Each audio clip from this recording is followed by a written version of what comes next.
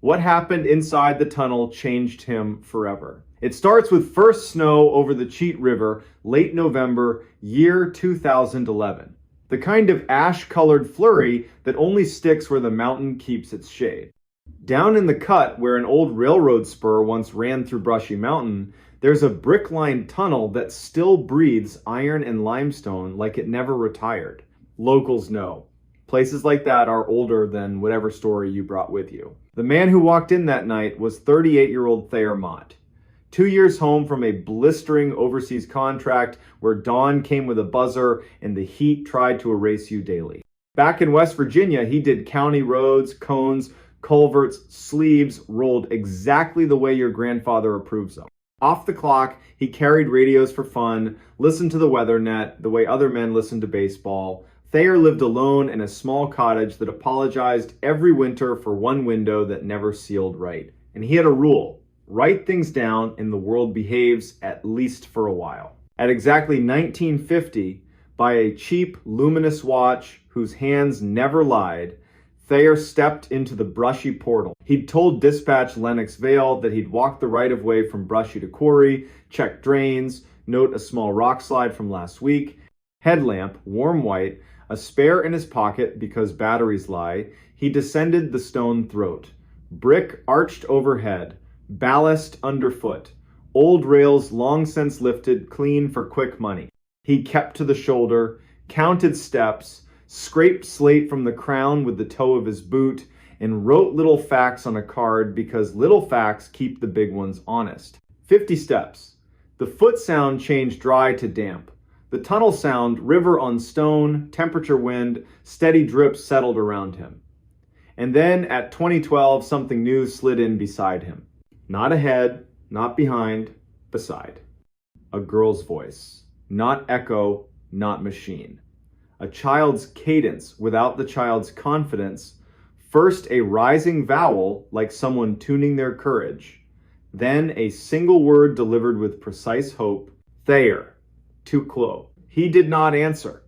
In Monongahela County, rule number 1 for deep places is simple. When the dark learns your proper name, do not answer. The voice tried again. Thayer. A tiny clatter shoe to bottle somewhere along the brick. A little grit slithered down the wall. Thayer laid his left palm flat to the tunnel to tell his nerves where his body ended, lifted his radio with his right, and went bureaucratic on purpose. County Mott, Brushy Tunnel, on foot, moving west. I have a voice event. Log it at 2012. I'm not answering. Continuing slow to center. Line of retreat established. Over. Lennox came back with the calm you hear from storm spotters who've seen it all. Copy voice event. Keep that lamp honest. And if the dark tries to be clever, you be boring back. Thayer moved 10 careful steps. The story he didn't request kept coming. The floor sagged, a half-inch subsurface water chewing quietly at the bed. The left wall had the tiniest bow. A weeping drain left a snail-clean stripe. He crouched, touched the wet, tasted iron and cold limestone, flagged it, kept going. The voice shadowed him, not obedient, but parallel. Third try, it used the weapon, it had his name, and then added a confession. Even worse in a tunnel. I followed the light and I can't find it now.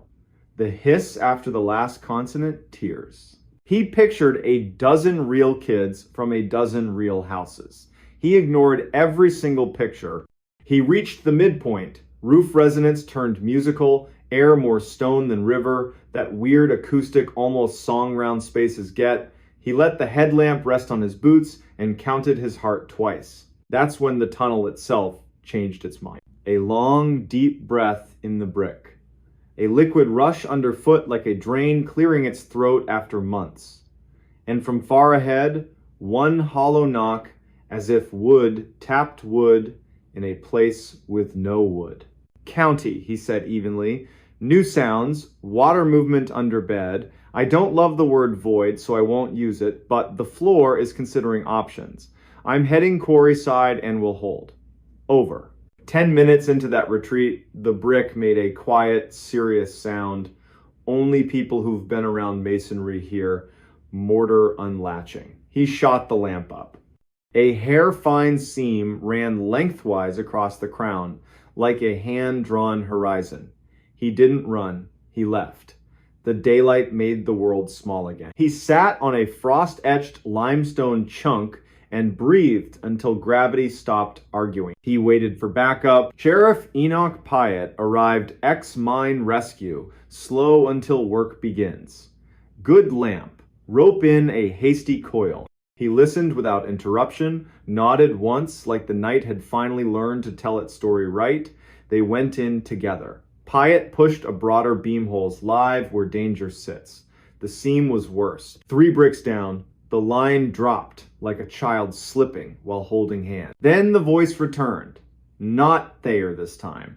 One word that made both men remember there was a ridge above them and an even bigger sky above that. Daddy.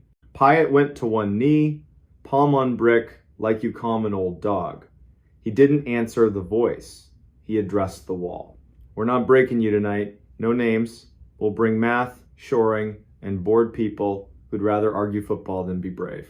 A small clatter. 30 paces ahead, standing water, a foam cup with a crescent bite drifting, ripples walking out, dying polite. They backed. They called in 2 volunteers with timbers and wedges. Inside, they propped either side of the seam so Goodwood could talk to bad ideas. Denied, the voice grew patient in a nasty way, humming, please, measuring consciences, waiting for a slip. Pyatt looked at the crew, head out. To Thayer, your report will say we stayed for the welfare check, left for structural reasons. The other reason they didn't say, the seam and the voice had begun to sound like the same thing. The county fenced Brushy indefinitely, which translated means permanently. Teenagers found new holes. Grown men found other ways to leave their lives for an hour. Thayer went back to culverts and shoulders and the safe ache of good work. But the tunnel wasn't done with him. January brought gray armor to the river, wind to the sycamores, and a call from the county, meet Hobie Kress at the quarry side. Hobie was a snowshoe happy content guy who posted reverent videos in places that do not want influencers. He'd filmed himself stepping 5 feet inside the arch and dusting snow off his hat like he was blessing it. The county wanted a conversation, not cuffs. Against his will, Thayer liked Hobie. Clean cut, the smile of a man forgiven by the world for 30 years. Thayer said, the brick is tired, the river is mean, the air is not your friend. For once, Hobie listened. Then Hobie said something that wiped the smirk off. Fate. Thought I heard a kid in there. Thayer asked, what did she say? Hobie blinked, just my name. So Thayer started stopping by the portal after supper. Not to be a hero, to be a witness. Some nights need witnesses. Late February, year 2012. Thaw hit too fast. The valley filled with water's angry negotiations. 2 a.m. The volunteer chief blows the horn. Pyatt calls Thayer the kind of hour you don't justify your choice of company. At Brushy, the fence lay meek in briars. The tunnel exhaled a runner's breath. They set a line, moved to mark 3, and stopped, floor sound wrong. Pyatt's ankles, calibrated by years, said, Hollow wants a friend. Down tunnel, a light, not theirs. Clean, white, fresh batteries, eager to please. A man's voice, Mara, Mara, honey, answer me. Then the noise rescue people know in their bones. A foot into nothing, Scrabble. A half-swallowed curse because the man believed in God and wanted his attention, not anybody else's. Thayer dimmed, angled, reached, and caught Pyatt's sleeve not to yank, to warn bones. He projected county calm over a private prayer. Sir, stop. Aim your light at your boots.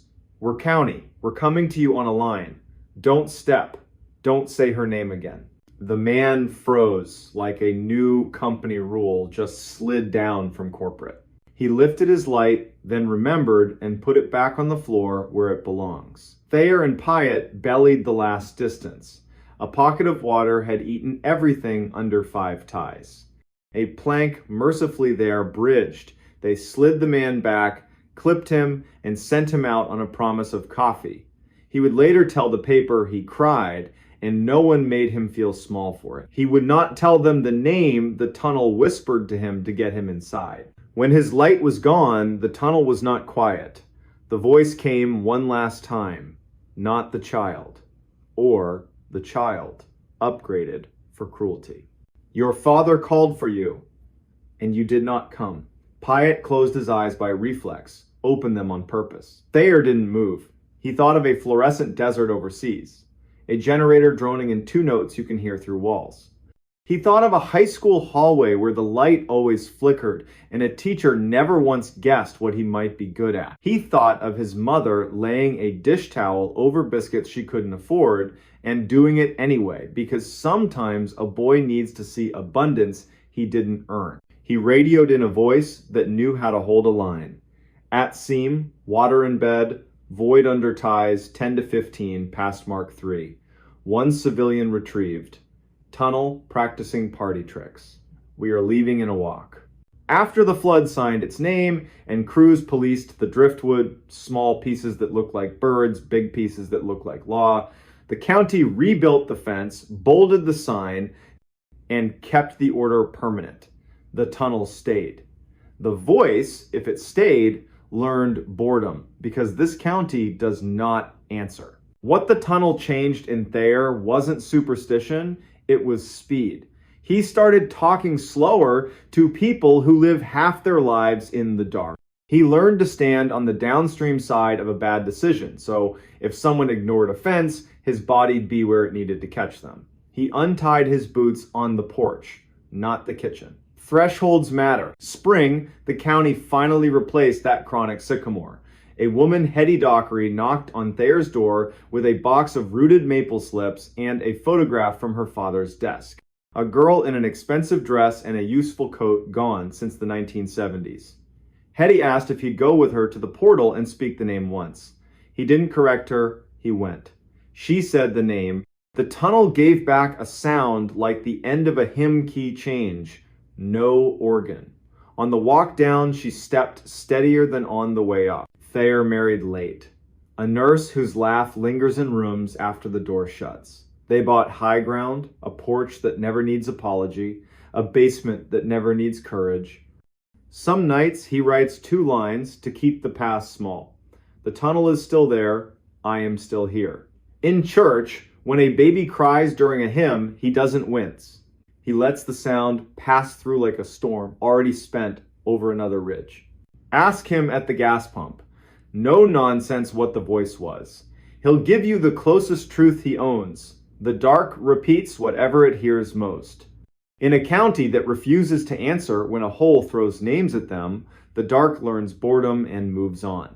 He'll say it while checking tire pressure before driving out to a grumbling culvert. He'll be behind on sleep and alive. Teenagers will still swear Brushy has a ghost. Good.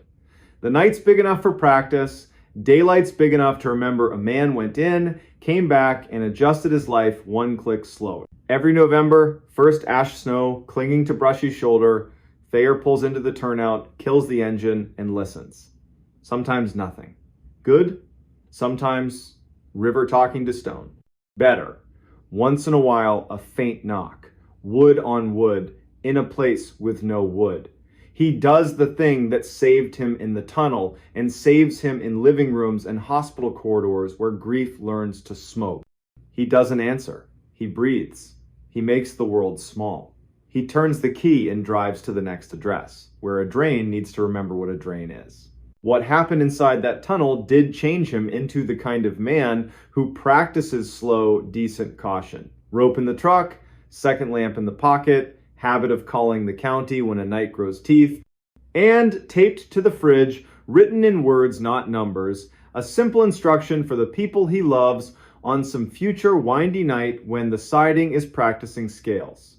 If you hear your name from a place that cannot love you, do not answer. Count to 20, call me. Count to 20 again, I'm on my way. The recording that should have never been played. Late September, 2013. Central Kansas. Wheat laid flat by wind that came off the prairie in long, mean sheets. The Sumner County Historical Annex, an old brick co-op turned archive, sat there taking it. Inside, one lamp, one table, one woman. Her name was Vesper Lyle, 38. Precise. The kind of voice you imagine coming off a radio tower at dawn. Archivist on paper, stubborn caretaker in practice. That night she stayed late because the road crew dumped a pallet of boxes from a foreclosed farmhouse north of Caldwell. Ledger books, seed catalogs, Polaroids gone to ghosts. Then the fourth box, wrapped in a green bath towel, gone gray at the edges, a shoebox cassette recorder, handle cracked, church label on the underside, bruised purple from age. Someone had written a name in laundry marker, then crossed it out. Beneath it, a new line in neat hand, East Meridian Baptist, choir room, do not circulate. Vesper did what good archivists do. Carded it, numbered it, turned her lamp so the warm circle held the machine like a stage. And then the wind rattled the front door. Lightning blew out the entry glass. She reached for the switch, turned, and froze. The play button was down. The reels were crawling, lazy, stubborn, as if the tape was heavy with whatever it was about to make the room remember. Vesper crossed the floor, pressed stop. The button fought her like it'd been glued in place by time. The reels sighed to a halt. She laughed once, no humor in it, locked the thing in a steel cabinet at her feet, and called dispatch. Torrenhovel answered, midnight voice. She told him about the storm, the boxes, the busted cartwheel. She did not mention the recorder. People who work nights don't invite extra work into a room. At 7:58 p.m., the rain came sideways, overheads dipped, then died. Her lamp fizzled off. The building went aquarium dim under the exit signs. She pulled the flashlight, swung the beam to the cabinet. The door was open. Inside, the play button was down again, the spools moving, barely. A hiss rose, grain by grain. Then the human room hum like heat caught on ribbon decades ago. A woman cleared her throat. Trained voice, hymnal vowels. The room she was in back then held her like warm wood. If you have found this and you are not me, please stop, the woman said. Calm, terribly calm. This is not for you. This is for my own coward heart, to replay until I change. Vesper did not move. Rain hammered, then softened. The voice kept going. My name is Vion Hargris, East Meridian. Thursday evening, late 2003. After choir, the hour when pews stop pretending and exhale. I put this recorder on the piano because I cannot trust myself with eyes. I'm going to say what I have not said. Then I'm going to the parsonage to hang my shame on the doorknob like a wet scarf. I will knock. I will be who I am without apology. I will ask for mercy like it's not a crime in a town this small. A chair creaked. Somewhere inside Vesper's chest, something old sat up and listened. A second voice joined. A man, lower than gossip, higher than thunder. The sound of someone trying not to be heard through a door. Vion. In the way he said her name lived a whole book. I know, she answered. We are not alone. The tape caught a door. A breath of hallway. A new voice, young, not little, leaned into the recorder. Hello, Dax, the man said. What are you doing here? My mother forgot her purse, the kid said. She's in the car, trying not to be angry with you. That sentence weighed more than the storm outside. Vesper thumbed, stop. The button sank a fraction and bounced back. The reels didn't care. They turned. You can take it, Vion told the kid, her kindness like a practiced skill. Second window. Tell your mother I'll drive behind you. Tell her I will come talk. Not long, in a way that matters. Footsteps leaving. Door. Wind gone. The room settling. This is foolish, the man said. His voice dropped half a tone. It's not our job to make the town new. It's our job to keep it from tearing itself apart. It's our job to be honest, she said. Every consonant a lit match. If the choir can sing the truth 3 nights a month, we can do it once. Lightning hit so close the annex shook. The beam hiccuped, the tape thinned, battery dying, and then out of that wobble, one more word. Please. Vesper pressed stop hard. The machine obeyed. The building exhaled. She locked the cabinet and wrote herself a note in block letters. Do not play again. Call Reverend Ardell in the morning. Ask about East Meridian 2003 choir.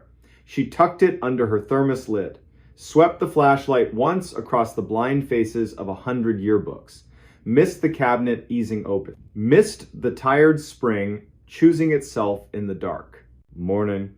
Sky scrubbed clean. East Meridian Baptist was the color of unsalted crackers. The door was unlocked. Of course it was. Inside, it smelled like old wood, vacuum belts, and a sweetness she couldn't place until she saw 3 chrysanthemums in 3 vases, each like an apology for being bought late in the season. A woman in a blue sweater crossed the aisle with bulletins in both hands. Maria. Short hair you wear after an illness and back. She already knew Vesper's name Reverend Ardell had called, and she already knew the question. Vion Hargress, she said, settling Vesper into a pew. Contralto, you could build a roof on. That year, cut this town open.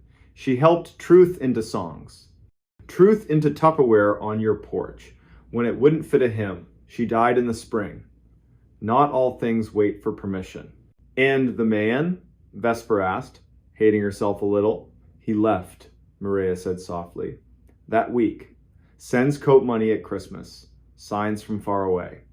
The mother with the purse forgave him once on Maine, and he flinched like she'd thrown a stone. What can a tape do that memory hasn't already done? Vesper thanked her, 2 sleeves touched for a second like a pact between strangers. Back at the annex, she set the recorder on the table and microwaved tea because the air felt wrong. At 1:12 p.m., the bell on the door didn't ring. It just opened.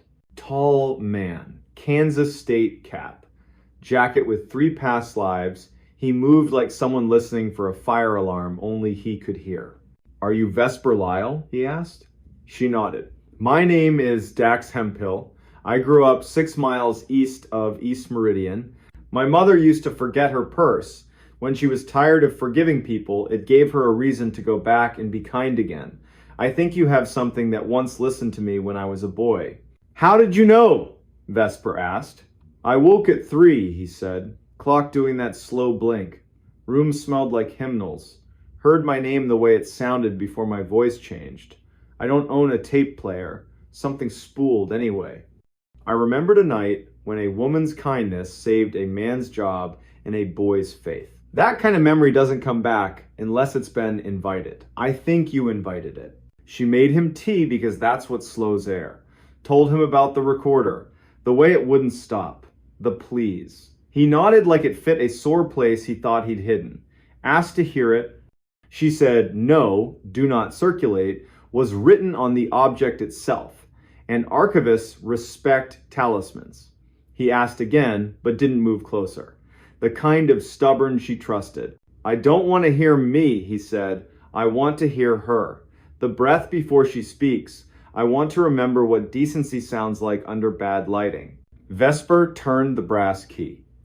Lifted the machine with both hands. Wrote a sticky note in plain sight. Hargress permission pending. Listening requested by Dax Hemphill. Then she pressed play. Hiss. Blanket of old air. Vion again, scratch brave. If you are not me, stop. If you will not stop, at least do the kind thing and listen all the way through. I am done being half brave. The machine jumped ahead on its own, like it knew where today needed to land. Back to the 2 voices after the kid left. Tires over road seams. We cannot, he said. We must not. You will kill what mercy they have for me. We can, she said, steadying him by syllable. We must. Do you think the Lord is confused by us? He said her name. She said his. The tape spared the names. Names belong to kitchens and porches. not cassette spools. The room on the tape breathed wood, carpet, a beat-to-death piano, a hymn board with 4 numbers that looked like a secret only children can't crack. Then a knock, not on the room's door, on the recorder. A tiny mosquito tap, a fingernail keeping a body from saying a big thing. Dax flinched. Vesper's eyes swept the annex. The annex held its breath, the way a building remembers why it was built, to store dangerous things gently. Vesper didn't stop it. Sometimes kindness is letting a sentence finish. Fine, the man said with funeral tiredness. Fine, we will be what we are. Names in the paper. Second pew, let the looks do their best and fail. We will put our child, he stumbled, then finished. Our child in the nursery when it cries. We will take turns walking it. We will call my mother and tell her the right story. We'll give your mother the same gift. We will be small for a season, then we will stop being small. The piano wood made a sound like grain turning to meet a new angle of attention. A hand sat down. Someone breathed, oh. Static braided tight. Speed slid the way old tape does when a gear hesitates. Vian came back one last time, urgent. If you are me, do not be a coward. If you are not me, do not make this a fable and sell it to yourself. This is not a ghost story. This is how to live. Click. Silence put its palms on everything. Shelves redrew their edges. Pencils remembered their jobs. Outside, the storm was now just damp behind the clouds.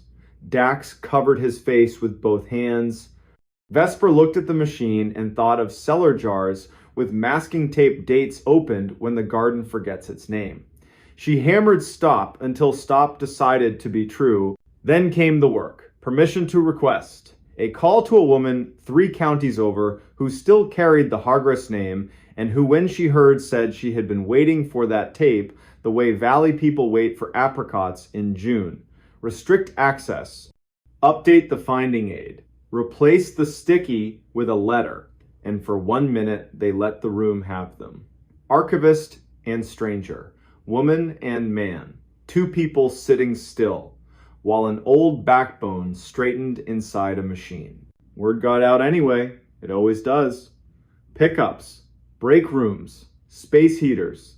The story got wrong fast. A curse. A warning. A revival. They said it was a tornado siren played backward. They said if you listened at midnight, you'd hear your name the way only your grandmother said it. They said the recorder had no batteries and played all night. None of that was true. The truth was smaller, harder. The recorder played when lonely people stood too close and forgot to tell themselves the truth in time. In November, Torrin at dispatch heard his name, clean as winter, from the shelf with the lost and found bin. He stood up, said his name back out loud, into a room where another human could hear him, and the sound left the way regret leaves after 2 beers and a nap. He called Vesper. She told him to throw a towel over it, like you darken a bird cage when the bird thinks it's dawn. Reverend Nardell came at 2 on a weekday, when Sun made long rugs on the annex floor. He asked to listen, cried without apology. Told Vesper he hadn't known back then how to keep rooms safe and people brave, and that the 2 were actually the same. He left a check for the leaky gutter. Memo line for roof. Nothing else. What else could you write? Winter sharpened everything. Spring mud had birthdays. Summer made the annex smell like paper and dry lemon peel. Vesper kept working her quiet miracles. She learned what thunder could change and what it could never touch. Late August, the tape did its last trick. It broke. Vesper was there, Dax too. He'd started stopping by, fixing the bad wheel, changing the bulbs nobody's ladder liked, because sometimes people earn comfortable silence after the first hard thing gets said. The machine chewed a loop into its own teeth. Vesper cupped it like a panicked bird. It's okay, she whispered to plastic and time. We've got you. We're listening. She had 3 clean copies made on a professional deck in Wichita. Masking labels, fire-safe box, permissions tucked like seed packets, on each in her sharp hand to be played with consent only. and under it, softer. Do not use this as weather. On the anniversary of the storm that shoved a box of wrong memories into her life, Vesper sat in the back pew at East Meridian. The building hummed with the quiet electricity of rooms that have been forgiven for what was done in them and what was refused and are willing, finally, to be only rooms again. Maria slid her a peppermint. They didn't say the names they weren't saying. The Hargress family wrote, "Keep it where it's surfaced. Don't let people make a party out of it. Let students hear it who think bravery is always big. Let tired people hear it when they need proof that decency can be made with two hands and one good sentence. Keep the names off. It doesn't need them." There was coffee and cookies in the annex hallway and a microphone that squealed once and then behaved. A reporter asked a trembling question. Vesper answered like someone who refuses to stage a drawing room drama when a kitchen table will do. "We're not here to gossip about the dead," she said. "We're here because a woman recorded who she chose to be and then did it. That's a civic treasure." The recorder sits now in a clear box so people can't love it wrong. On Saturdays, they ask if it plays by itself. Vesper says, "Only when you stand too close and forget you're alive and allowed to speak." Then she hands them a pencil and a form and teaches them how to leave something worth keeping for the next bad night. If you drive east out of Caldwell in late September and the sky bruises again, you might see a single lamp in one window. You might open the door, hear the chime, and breathe a room that smells like paper and patience. You might notice a soft hiss from a machine that retired from magic and kept its dignity. Two people at a table, one with a pencil, one with a small wrench, bent over a ledger. You might understand why the recording should never have been played, and why, since it was, the only right response is to live in a way that won't require another like it. When the rain finally tears free, it will be loud and brief. Gutters will try their best. The annex will settle deeper into its foundation. On a shelf in a locked box, a cassette will keep its peace. And in 100 kitchens and a dozen sanctuaries, voices will go on doing what they were built to do when they belong to bodies willing to be ordinary and brave. They will say, "Please." They will say, "Stop." They will say, "Go now, it's time."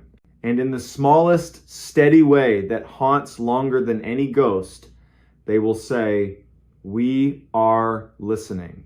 He moved into a house that wasn't empty. All right, today's story takes place in a quiet Hudson River town, late October 2021. It starts like a normal move-in. It does not stay that way. Rowan Kell is 37, lean, practical, the kind of guy who has carried other people's boxes for years and finally gets to carry his own.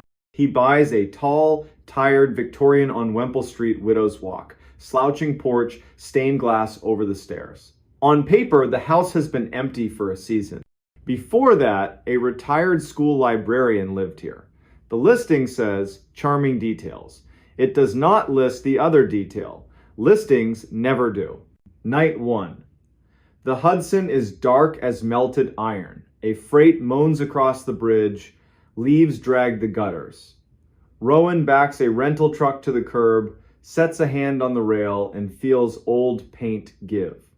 Inside smells like dust and lemon oil. The floor has that note old houses sing when they map where feet prefer to travel. He makes a bed, sort of. Cooks eggs in his grandmother's pan, eats by the open kitchen door. To the west, wind chimes, arguing with themselves. To the east, a radio playing Old Soul so quietly it feels like someone pacing a kitchen. 11:48, he takes the trash to the alley, inhales the cold. A cat posts up at the fence like a bouncer. He laughs, goes in, deadbolt, chain, lights off except a small lamp in the front parlor. 12:17. From the kitchen, a drawer opens, wood on wood, soft, then closes. He's not asleep. He's in that new house mode where your brain catalogs every sound like pop quiz questions. The drawer again. Same speed, same breath. A single spoon ticks the divider like a hand lifted it, weighed it, set it back. Rowan breathes, runs the script. Houses settle, pipes rehearse. Mice sound huge at night. He pads in on cold boards. Every drawer is flush. The counter is polite and empty. Moonlight makes a pale square on the table. He opens the top drawer and shuts it, imitating the sound. Okay, brain, there you go. He puts water on for tea because people who aren't afraid make tea at midnight, and that's when he sees it. On the pantry door, shoulder height, a little wax circle, a fingertip habit mark. Years of touch, wiped and redrawn. Not fresh, not ancient, just used.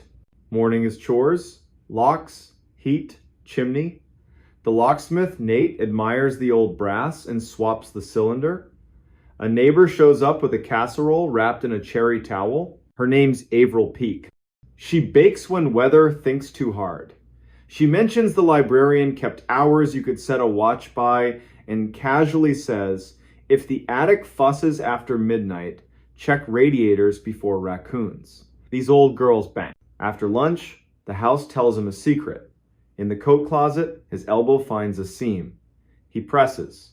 A narrow panel sighs open steep servant steps between pantry and the back corner upstairs. He shuts it, opens it again, because that's what you do when a wall suddenly becomes a door, and dusts the threshold to see if anything uses it later. That night, the river breathes colder. He writes a list at the kitchen table. 12:20. Toothbrush in his mouth. The dumbwaiter slides 2 inches and stops. Rope creaks. Goes still. He watches the pantry door in the mirror until the fog clears. 1:44, he wakes to the smell of toast. The toaster is unplugged. He quietly laughs at himself and rolls over. Day 3. Riverwalk, hardware store, Goodwill drop. He returns at 4 and through the frosted front glass sees a shaped shoulder, hand step back. He enters slow. The air smells faintly of lilac drawer sachets. On the entry table, a small tissue bundle. Inside, a brass key, smooth as a worry stone, stamped with a single letter B and a scratched number 1. Not one of his. In the kitchen, a thin line of flour has moved, like a cup was set and lifted. A cup is clean, drying on the towel. In the pantry, the dumbwaiter rope quivers and stills. At the back stair threshold where he dusted, half-moon prints. Not boots, not bare, soft sole, small or careful. Rowan opens the closet panel and speaks into that narrow dark, calm. I own this house. I move slow. I don't throw people away. If you're real and you want to stay real, tell me your name. He hears a decision being made. A scuff at the top. A pause on the third tread. That small, quick run we all do to pretend we're not afraid. She appears on the last step. Late 50s, hair pinned, cardigan mended, with proud little stitches, wool socks in tired slippers. Her eyes scan, land on his, and choose honesty. I'm Imrie Blakely. I looked after Miss Renner for a year and a half after the snow that broke her hip. I stayed after the service because the realtor kept telling me the date and I couldn't hear it. The pantry door knows me. The back stair knows me. I didn't mean to startle you. I made tea because a house should know the sound. Whatever speech Rowan thought he'd give, gone. He says the one true sentence he has. I wondered if the dumbwaiter was flirting with me. Imrie almost smiles. The key? Service key, she says. Miss Renner gave it to me when the ramp went in. I hid it under the flour tin because I hide important things in unimportant places. You were at the river. I set it out when I heard you would fit your own name here. Rowan. That's a name that can learn a house. They move to the kitchen like two people agreeing not to break anything. In better light, he sees her cardigan buttons are all wrong sizes, her amber ring chipped smooth by years, and her hands jar-opening hands. She apologizes for the flour. She baked biscuits yesterday because the house woke up hungry. There are 3 in a tin, second shelf. She's not a thief. Then I owe you butter, he says, and the kettle, which has been placed cold on a burner out of habit, gets clicked on for real. Over tea, she gives him the owner's manual, no inspector rights. where radiators bang after rain, how the pantry hinge forgives more quickly if you hum, wax the dumbwaiter rope in November, scold it in July. The cellar light needs 2 breaths to remember it's a light. The center post should have been replaced 20 years ago. The house forgives it monthly. The drawer, top right, always slides back a spoon's width. Miss Renner kept a rubber band there because elastic keeps secrets better than a latch. The sound he heard was the spoon settling. The house was pointing at the elastic. Imri stands. I'm in your way. I meant to say goodbye and got embarrassed. I'll leave by the back stair. I'll leave the key. If the pipes talk too much, call. Rowan surprises them both. Stay for supper. Averill brought a casserole. I repay towns by eating what they hand me. They eat coats on because the heat schedule's still formal. Imri tells small, dignified stories. Miss Renner sang morning hymns without believing because habit and comfort share a coat. The back bedroom, under the little eave, wakes early on snow days. Whoever sleeps there will always beat the plow to the first cup. The cast iron sink has a comma-shaped chip, permission to keep going when a sentence seems finished. Before she leaves, Imri asks for a plain blessing. Not church, just something to keep people from sharpening themselves on the wrong edges. She closes her eyes, breathes once, and says to the floorboards, "We will act like neighbors, even when we don't believe in that word. We will be dull when the house asks us to be dull. We will answer with our bodies only when we are sure our names will be kept. We will not talk to empty rooms about the wrong things, not after dark." The panel closes on her shoulder. The quiet that follows feels chosen, not imposed. Rowan drops the service key in a little dish by the door. Tools like to know where they live. Weeks pass. He learns the wall of stained glass catches fire at a certain hour. He files a note with the county to acknowledge the back stair and the title. Some arrangements need paper when a house changes names. He returns Averill's towel with a loaf of something he hopes counts as baking.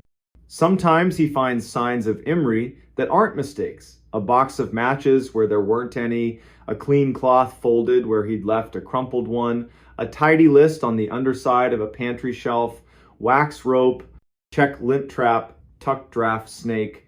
He writes thank you in the margin with a dull pencil. Late November, Averill appears with a county inspector who measures politely and asks the best question a bureaucrat can ask. Does this panel count as a door or a hatch? Rowan says it counts as a secret that deserves to be acknowledged. The inspector actually writes that down. That night, the wind returns with a dry old paper hand. Far on the river, a horn pulls a long, low goodbye that never is. At 1:44 in the Eve bedroom, Rowan wakes and listens. Radiator tap, dumbwaiter's shy inch, the spoon's little settle, a jar lid pop like someone forgot to loosen it. He smiles into the dark and whispers the rule he's learned here. Not answering. Not tonight. In December, the first snow is generous. Rowan learns to broom the steps like porchmen do, always pushing to the same drift, so it learns its place. Imri leaves a cream card with her new address. Basement studio, window facing a black walnut, part-time job at the county historical typing ledgers, saying names out loud so they don't think they're finished. She asks one favor. There's a trunk in the attic. Miss Renner's aunt, Minta Thorne, kept a diary for 50 years, careful and mean in the best way. The family would like the trunk if it can come down without swearing at the rafters. They climb the front stairs on purpose. The attic opens with paint stick reluctance, then generosity. Boxes are labeled in a librarian's hand, winter scarves, not this one, photographs, country cousins, bird journals, 1980 to 2010. The trunk waits under the peak leather straps, tack heads like stars. They don't open it. Not yet. They carry it down between them one step at a time, like moving a sleeping parent. It rests on folded towels in the hall overnight because old things deserve a chance to decide to be seen again. Next day, the niece Lorna Vetch arrives with grocery tulips and a cake. In the parlor light, they lift out muslin-wrapped books, a cloth bag of buttons, a county fair postcard for a totally average pie that still won a ribbon, a small silver bell on frayed red ribbon, and 3 glass marbles that for no reason never lost their shine. They leave the bell and the marbles. The books go with Lorna. She cries. No one apologizes. Imry thanks the air and without looking at Rowan, squeezes his forearm. This house could have eaten the trunk. You didn't let it. The town weaves itself in. Lux Odea, the sash guy, fixes a window in exchange for shelves and a long story about a boat. Avril brings a pie when the weatherman says icy mix. Sometimes Imry knocks at the front, sometimes she ghosts the back stair. Either way, she says hello like joining a sentence, not starting one. January. A title office woman arrives, shivering with a folder. We're filing a small correction. Our system dislikes a door inside a closet. We're trying to teach it manners. She looks past him once, homesick, and says, My mother used to tell me, the walls aren't thin, honey. The walls listen. Be boring on purpose. See how long the trouble lasts. By March, the house is ordinary, which, if you've ever lived with an old place, means dear. At 1:44, the kitchen makes the spoon sound and then doesn't. He doesn't get up. He thinks about that first night and his urgent need to explain things. He thinks about the word empty and realizes it's never been fair to rooms or to people.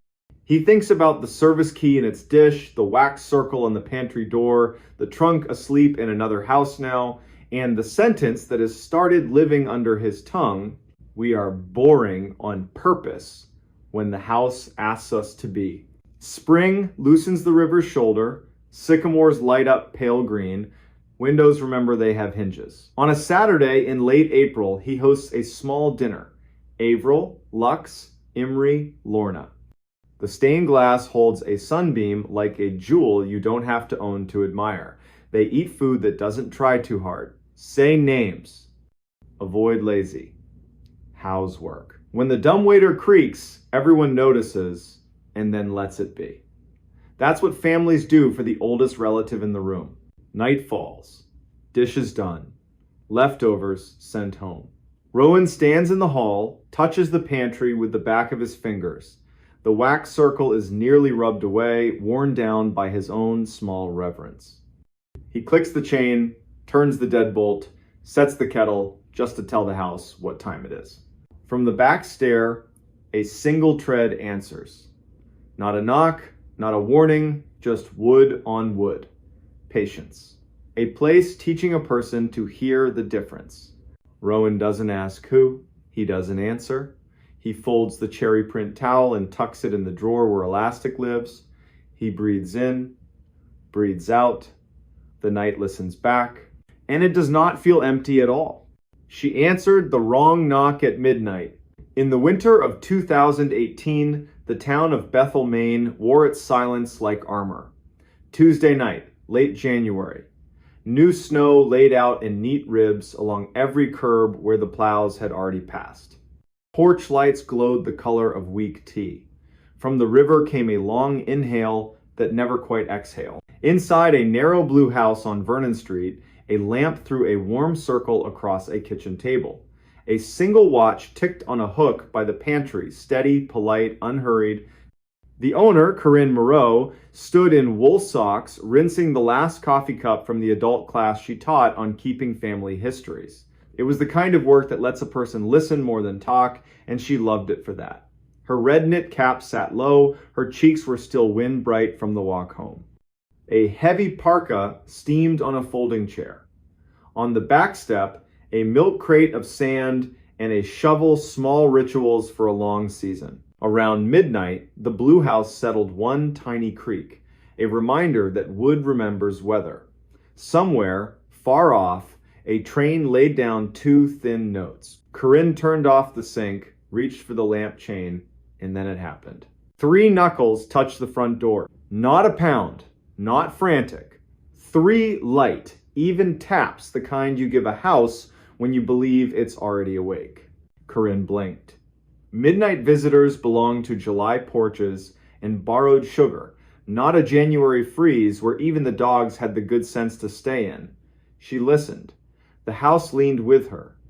3 more taps, identically spaced, like a metronome living inside whoever stood outside. She took unhurried steps through the dining room, past a braided rug, a shelf of old mill photos, a jar of leftover fir boughs. She stopped 3 feet from the door. Bethel is the sort of town where you can identify a neighbor by the shape of their boot prints. She hadn't heard any prints come up the wooden stairs, but new snow swallows a lot of sins. She set a hand on the chain. "Yes?" she called level. "Who's there?" A pause long enough to count to 4. Then a soft, tired voice, young or simply worn out by the night. "Sorry, ma'am, I'm looking for the Deans. Wrong house, I think." The Deans lived 2 streets over near the school. Mustard clapboard, perennial porch light. Corinne pictured a face gone red with cold and embarrassment. She kept the chain engaged, turned the deadbolt, and cracked the door an inch, then 2. Cold came in like a hand. No one stood there. In the pale coin of her porch light, empty boards, black wet seams where snow was melting on the rail, the faint hiss of flakes falling without wind. The street lay smooth and unwalked, a quilt. She lifted her eyes. Nothing moved. "Hello," she said. "I heard you. I can help you find the Deans." Silence. Something in her, something practical and sharp, disliked the game. She shortened the chain 1 link and eased the door shut. 3 more taps. Not at the door, at the living room window. Light, quick, like a sparrow asking to be let in. Corinne pivoted, left the front door on its chain, crossed to the dark window, and clicked on the lamp. In the glass, she saw her own reflection, cap low, mouth set. Outside, a blank yard, lilac bushes and white shoulders, no prints pushing toward the house. Behind her, the chain made a tiny metallic sigh, as if the door had settled. Corinne wasn't a fearful woman, she was a list maker.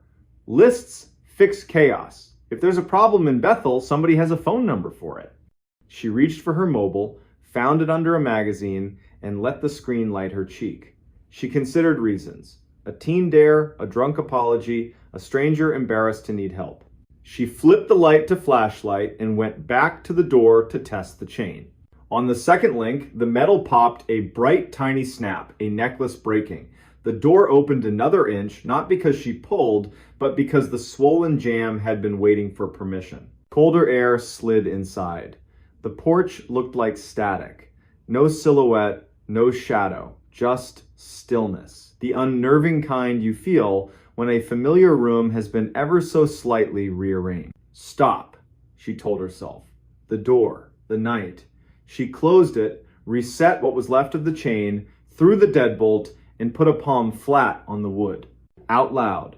For her own nervous system, she took inventory. Door shut, chain up, deadbolt engaged. I'm inside. Snow on the porch. No footprints. It's after midnight. I'm calling non-emergency now. Rilla at the sheriff's office answered with a flannel voice. Corinne summarized, 3 knocks, wrong name, empty porch, window taps. Rilla took the address, promised a deputy after helping a stranded car on Greenwood Road, and asked if Corinne was alone. Yes. Then, do not open again for anyone you can't see and greet through glass. Understood, Corinne said, and said Rilla's name back to her, because names make long nights shorter. She switched off the hall light and watched her street from the living room window. Across the way, the blue house was dark. Miss Doyen had gone to Lewiston for the week. A camper sagged under a tarp. Farther down, the broker's wire reindeer still stood in their thin fur coats. Snow hushed everything. The heater sighed and fell silent. Shadows stretched, then tightened. Her reflection in the window became a stranger standing too close. She looked at the doormat, no melt. The rail, no hand. A soft shuffle at the back door. She didn't flinch. She moved by plan. The back door had a small square of frosted glass. Anyone became a blur behind it. Corinne set her fingertips on the wood. Deputy? She called, letting the word do some work. If that's you, please speak. The shuffle paused, then nudged left, where the sand crate Saturday. Plastic tapped softly, like a toe on a toy. Fox? Curious neighbor? Someone deciding whether to be decent? A thin snake of cold slid under the gap and wrapped her ankles. She saw herself, from above, a woman in wool socks coaxing her house into staying brave. Please, a voice said, but not from outside, from the dark phone in her hand, a live line hollowness. Please, can you help me? Wrong house. Wrong number. I have the wrong number. She woke the screen. No incoming call, only her outgoing to the sheriff. She set the phone on the counter like it was an egg she didn't want to crack and realized her mouth had gone dry. A glass of water steadied her hands. Her teeth clicked the rim. Small, human, ordinary. The back door knocked again. Not gentle now. 3 careful, even raps with weight behind them. The doorknob twitched, tested, stopped. Headlights washed Vernon Street with white bars. A cruiser idled. A brown-jacketed shape stepped into her porch light and raised a hand. Corinne's whole body let go. Deputy K. Bourdain, tired, decent, stood in snow-dusted eyebrows and a hat that had seen winters before this one. Evening, ma'am. You called about a knock? She told it straight. The taps. The wrong name. The empty porch. The window. The back door. The voice on a silent phone. He didn't smirk. He did the quiet arithmetic of a person paid to stand between strangers and the night. He asked to walk the perimeter. She waved him on. His beam skimmed low, the way you do when you care about tracks more than drama, he murmured to his radio. When he came back, cuffs whitened. He shook his head once. Not a print, he said. Doormats stone cold. New powder should have told on anyone coming up your steps. If they were here, they were careful or weightless. It read like a joke. It didn't feel like one. He thumbed the snap chain like a jeweler. Old metal. January is mean to things that work hard. He left a card. If it happens again, call. Don't open. Even if it says my name, if it knows my name, call twice. He drove off with the small promises that keep small towns upright. Corinne reset the door, stood by the window until the glass grew warm under the lamp, placed the broken link on the table, and said the deputy's name out loud. Kellen Bourdain. The pantry watch ticked once in agreement. Sleep didn't come. She didn't insist. She dozed, sitting up in her grandmother's chair, to the heater's patient cycle and the sibilant peace of falling snow. Morning arrived honest. Plows took back the street with orange mouths. Coffee turned the world 1 degree kinder. Corinne ordered a new chain and deadbolt. The hardware owner offered to drop them by just to have something to do. By lunch, the bright brass was installed and the house breathed easier. By late morning, she'd nearly filed the whole thing under odd but survivable. She phoned the Deans, no midnight wanderer. She checked on Mr. Bix, his porch light would stay on. The librarian, honor Bly friend, former student, stopped by with a scarf over her mouth. Rilla says your house tried on a ghost. A generous word for a good knock, Corinne said, making tea. When she mentioned the voice through a dark phone, Honor's hand went to her own pocket. My Aunt Reba got a call during the 2009 storm, Honor said, from my uncle's number. He was on the couch next to her. No sound. Then a voice used her name like it had a library card. She set the phone down and said my uncle's name twice. The voice said, no, like it was correcting her. Did she believe it? I believed the way she sounded when she finished, like she'd passed a test she never agreed to take. They made a plan. Supper at Honors above the library, cards, easy conversation. At 3:40, the hardware man fit the new chain, talking loudly and cheerfully about a raccoon that learned to knock with a spoon. Corinne dropped the broken link into her desk. Not to keep, just not to throw away on the day it happened. The evening at Honors was ordinary, in the best way. Garlic, old paper, a radio station from the middle of the country. At 10:10, Corinne walked home under a coin moon, let herself into the blue house at 10:32, and set her keys in the bowl. At 10:36, 2 quick knocks at the front door. She stood with her palm a hand width from the wood. "I'm not opening," she said, frank but not rude. "Say your name and purpose, or try another address." Silence. Then the almost bass of a voice felt in the chest more than heard. "Please.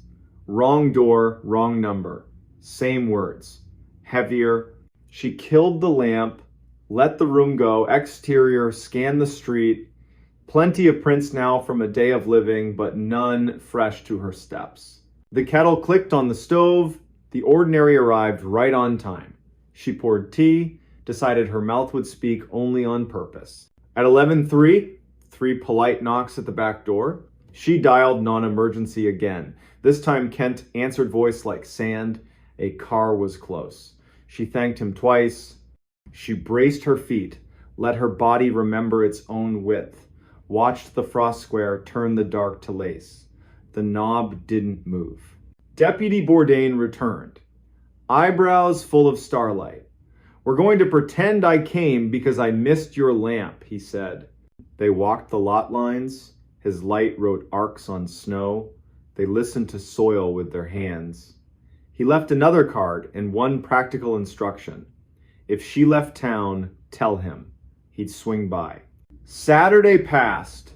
Sunday brought distant bells and a walk for oranges. Monday pulled bright curtains, then closed them early. No knocks. Corinne's shoulders dropped. Tea tasted like kept promises. The broken link stayed unchanged in the drawer. Then Tuesday, full circle. At 11:56 p.m., 4 minutes shy of the same hour, a voice came from the little radio by her kitchen clock. It was unplugged. It said her name quietly and asked if she was there. Her throat chose its loyalties. She approached, didn't touch, listened to the way vowels met consonants, stepped back, and said, like iron, that the county had rules for midnight and she was old enough to follow them. It tried other doors. The living room vent pinged her name as the heat came on. The phone rang with no number. The dead doorbell found its resurrection. Each time the voice asked for a person, not a favor. It tried town names like Keys, Miss Doyon, Mr. Bix, Honor, Rilla. It even tried Kellen Bourdain, as if it had learned the card in her hand. She smiled despite herself. "Deputy," she corrected the air. "Not tonight." She let the tea go cold. She laid no hand on any handle. She apologized for nothing, not even her stubbornness. At 3 minutes past midnight, she felt it lose interest. The house exhaled. The radio remembered it was a radio. Air moved room to room with nothing to ask. Corinne set the kettle once more, carried a mug to the window, and stood until her reflection looked like a person whose name had been kept safe. Then she slept like someone had tucked a quilt around the town. Over the next week, stories salted Bethel. A woman on North Road heard a screen door open and close for nobody.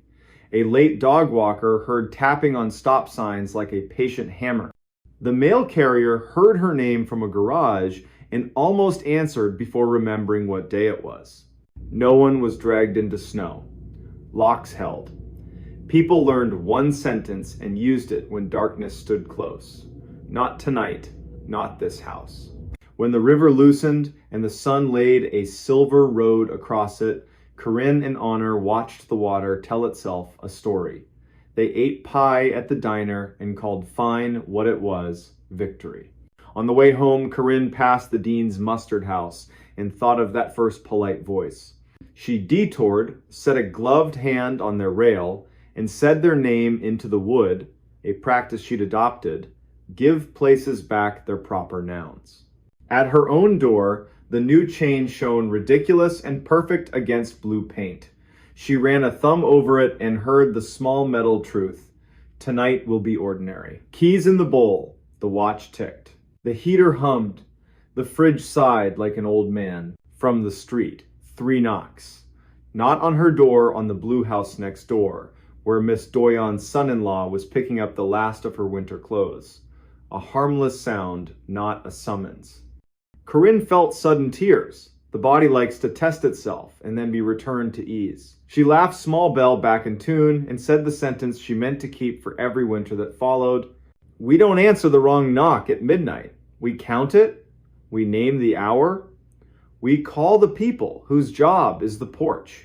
And we keep our names warm inside our mouths until morning reminds every room who belongs where. In spring, when the town smelled like wet earth and hope, Corinne swapped the fur for tulips, oiled the hinges, watched the river take its time. In summer, she carried the broken chain link to the bridge and tossed it in. It flashed once small, bright fish and vanished.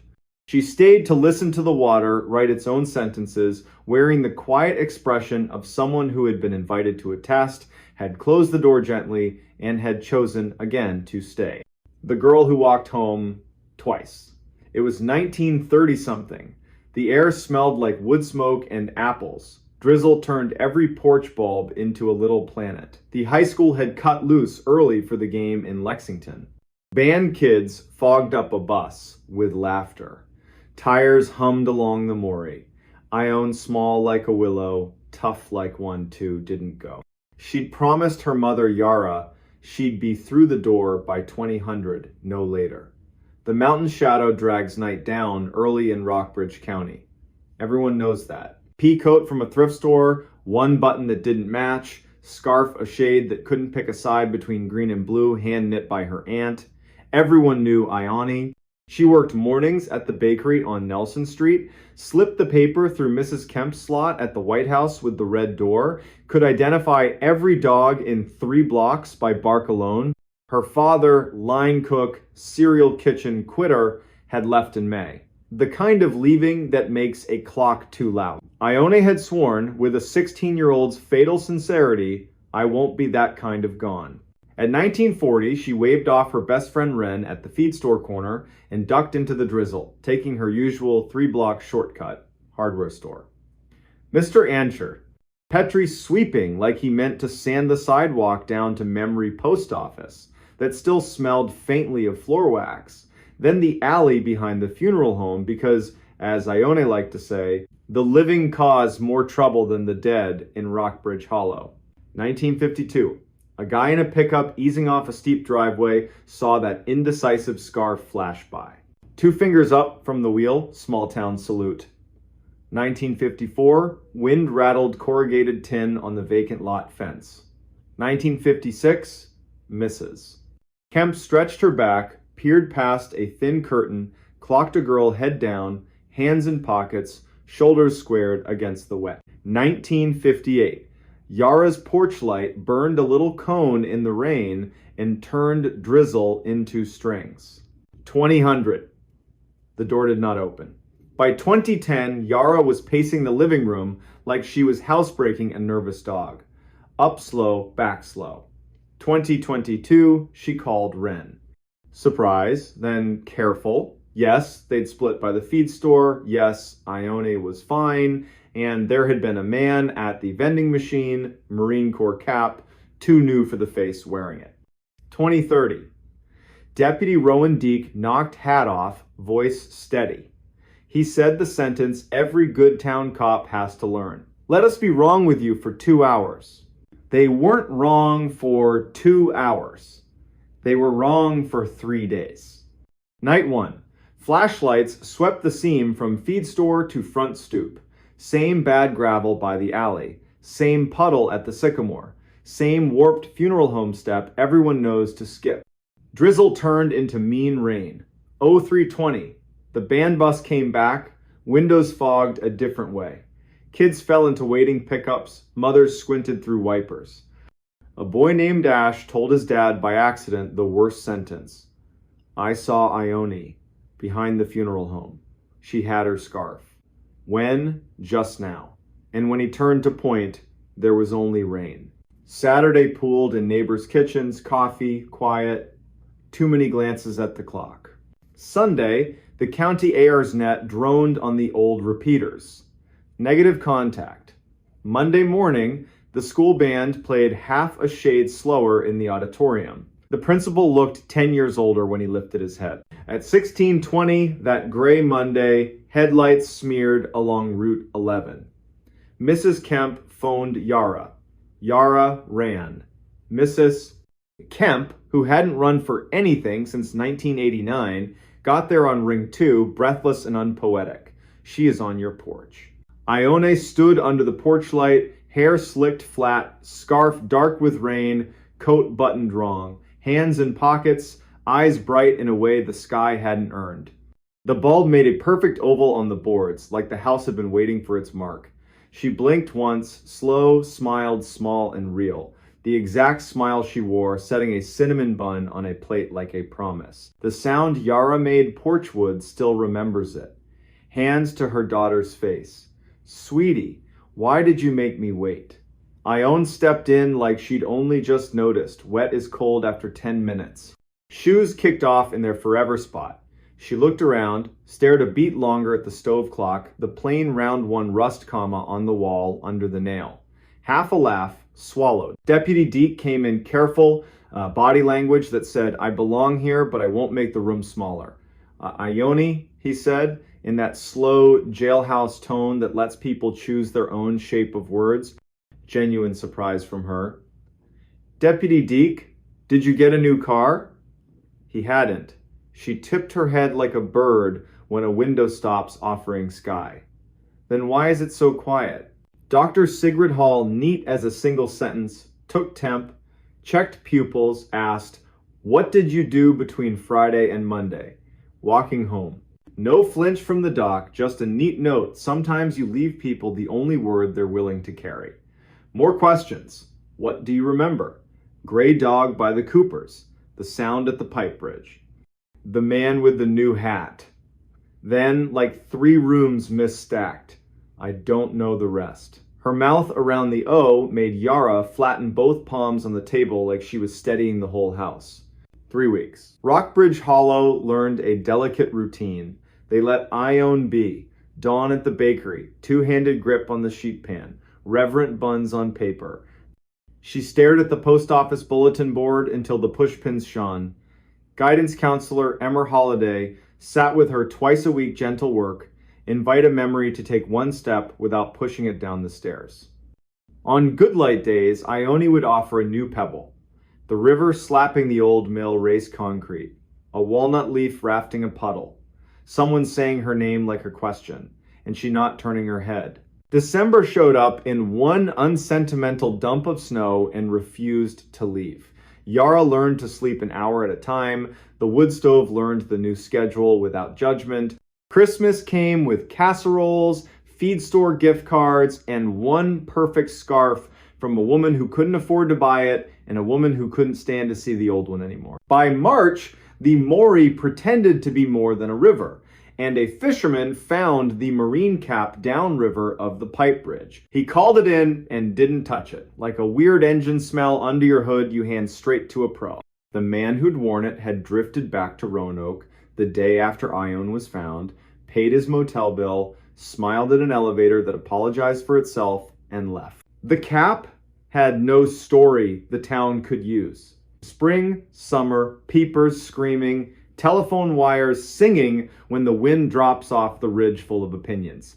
In September, 1 year minus 2 months, 17-year-old Ione stood in Yara's kitchen at 1943, poured tea she didn't want. Tired in a way sleep can't fix. Yara, to keep from saying one thing too loud and scaring 3 others, wrote a safe talk list on the back of an envelope. She never got to use it. Because in 1947, the front door opened with the exact little 2-tug rhythm of someone who lives there. In the entry stood Ione. Peacoat, mismatched button, that undecided scarf. Hair wet from a drizzle that did not exist on Nelson Street. Eyes bright in a way that made the room back up by instinct. The Ione holding the teacup rattled the saucer, set it down, turned toward herself and made a sound. The porch calls a bird hitting glass. Doorway Ione smiled, small and real. I'm home, Mama. The stove clock ticked one very loud second and then remembered its manners. Deputy Deke again hat in hand. Dr. Hall's stethoscope already warmed the way good doctors do. Counselor Emmer put both palms on the table and didn't sit until Yara did. The town did not come. A small place knows when a crowd ruins the edges of a miracle. They asked gently. When did you start walking? Where did you turn? Did anyone speak? What did the river sound like? Doorway Ione answered with the same script as a year before. Dog, pipe, bridge, hat, walnut leaf. The difference wasn't the words, it was the way the room caught them. Every sentence landed like the place had already set a plate. Deke stood in the kitchen threshold and looked both ways. He saw two girls, he saw one, he saw none. He kept his face steady so the room could borrow it. Sheriff, Judge Crease, how do you write this in a report? Breathe with me, the practical spells. They kept both Ionesses in the room because what else do you do? Dr. Hall took 2 pulses, one just off the other. Checked eyes, left, right, months backward, both did it. 2 wrists, 2 heartbeats, both wrong in different right ways. Her face gave nothing away and everything all at once. 2140. Somewhere down the block, a stubborn riding mower coughed into one more season. Emmer broke the spell with 2 perfect lines. We're going to give the new arrival an apple, and then gentler. And we should stop calling her the new arrival. They gave her the apple. She held it like a small planet, looked at it, at the clock, at Yara, at Ione, at the hallway, to the bedroom where long division and bird names had been learned. Then, matter of fact, not triumphant, not afraid, there are 2 of me here. The tone wasn't a request. It was a math answer. She had finished counting and was waiting to be told what the number meant. The town did what towns do when the world tilts and insists it's always been level. They made order. Cedar chest to the living room. Second bed. Pastor Rowe came kind mouth. Better history. He knows how to talk without turning a room into a church by force. The sheriff, the judge, and a university woman from Lexington with a voice that makes you believe machines can help without showing off. Her term, identity event. It looked great in a report and was useless at the kitchen table. That night, Yara dozed and woke, and dozed and woke. Twice, she stood in the doorway and watched 2 girls sleep by lamplight. One hand out of each blanket, palm open the exact way Ione had always slept, as if catching sleep required a hand ready. Twice, her mother hand reached to pull a blanket higher and shook in a brand new way. Morning stretched the house back to its old shape. The bus hissed at 07:45. The driver glanced at the porch without meaning to. Mrs. Kemp knocked once, left rolls, and a note with only the date she believes. Inked things are harder to argue with. The university woman returned, politely eager. Separate mic channel. Smell test, cinnamon, eyes closed. A metronome on the table whose pulse keeps time. She packed up at noon with good manners and eyes full of a curiosity that doesn't need oxygen. For a while, Rockbridge Hollow held. The girls washed dishes in a choreography that invented itself in 48 hours. Tea the same way. They walked the block at dusk together. They did not cut behind the funeral home. When they slept, their breathing went just out of phase, then remembered itself. Like 2 clocks learning, they didn't have to impress each other. Then the bill came due. Day 10. A pale circle under older Ione's left collarbone, coin-sized, cooler than the skin. Dr. Hall's smile stopped at her mouth. Her eyes kept the truth. Sketch on the chart, pictures keep you honest when words want to pose. Day 11. A match on newer Ione's right collarbone. Day 12. 2 circles bloom, each wrist, opposite sides. Opposite girls, like a mirror taking inventory. By day 14, the girls had learned to move like 2 people carrying one big tray through a narrow door. Day 19, they'd invented a way to argue that didn't injure the room. Day 21, the circles resolved into a constellation the doctor couldn't name, and then, just as impolitely as they appeared, they faded. Not all at once, one by one, soft as a hand, smoothing a wrinkle back into weekday skin. Day 24. Dusk, the hour when Rockbridge problems either introduced themselves or forgive you for not noticing newer Ione stood on the porch, undecided, scarf at her throat, and looked toward the feed store, the funeral home, and that walnut root that heaves the curb. I should walk, she said. Older Ione, very quiet.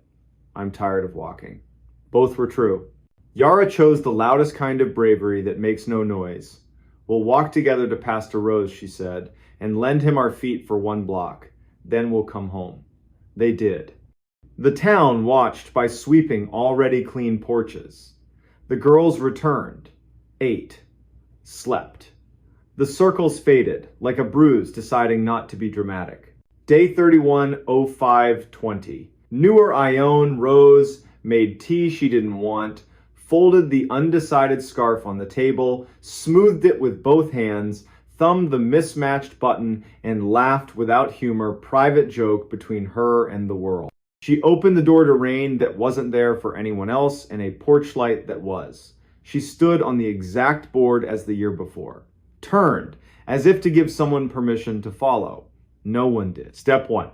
Step 2. By step 3, Yara was awake. A mother knows her child's stares. Ione, she said, not church voice, house voice. The girl smiled. I am going home. She stepped into a drizzle only she could feel. The porch light held her 1 heartbeat too long. She walked 3 blocks, hands deep in pockets, cut behind the funeral home, past Mrs. Kemp's window. Mrs. Kemp stood to stretch and saw a girl head down through sheer curtain and did not lift it. She had learned a hard lesson once and refused to write a new one. 5:54, Yara's door opened again. Older Ione, the one who'd returned that impossible Monday in the year 2004, stood in the entry with her scarf in one hand and coat over the other arm, crying and not crying, joy and disaster braided. Mama! No words back. Some truths are for skin, not air. Yara crossed the room, palms on her girl's face, while the clock hung its seconds without comment. By noon, the rain that hadn't been real for anyone else gave the day back.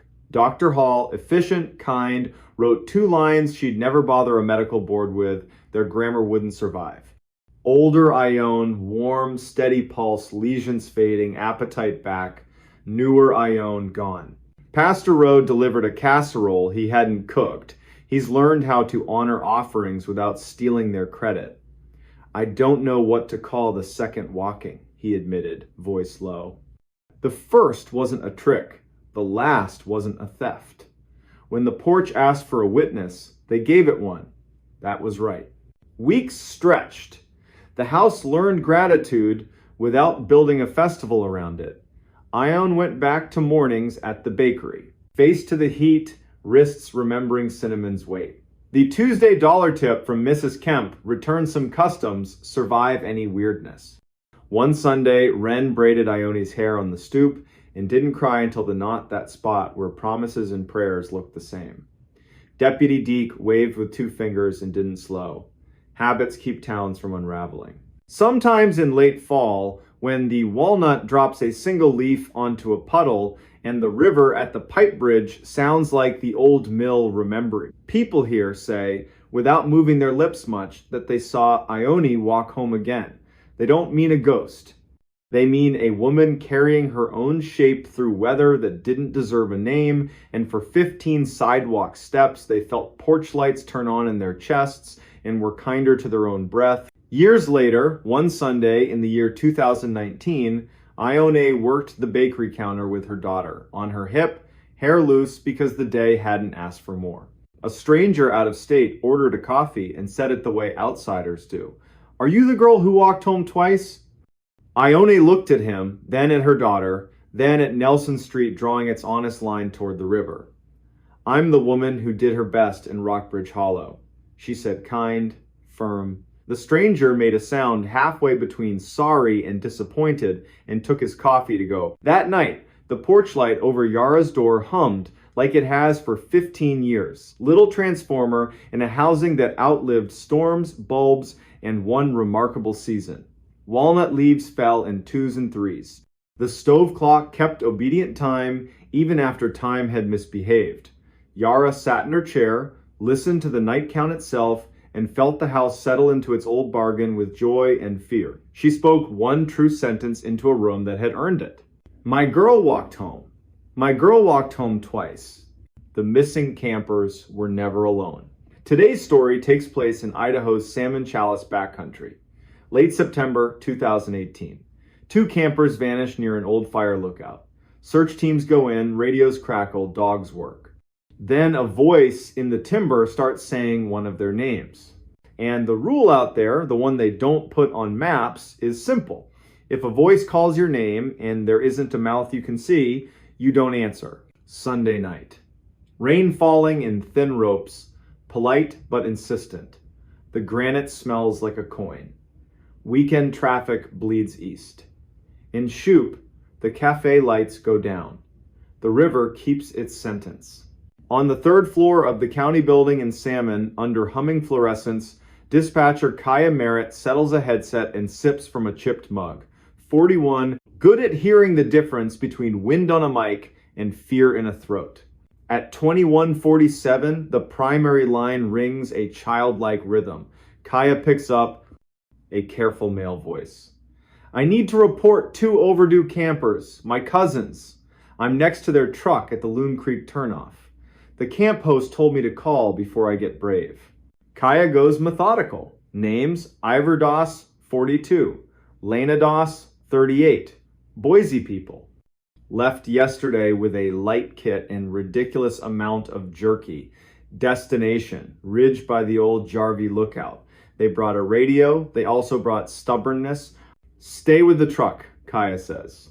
Do not step into timber. Coordinates go into the form twice, clean.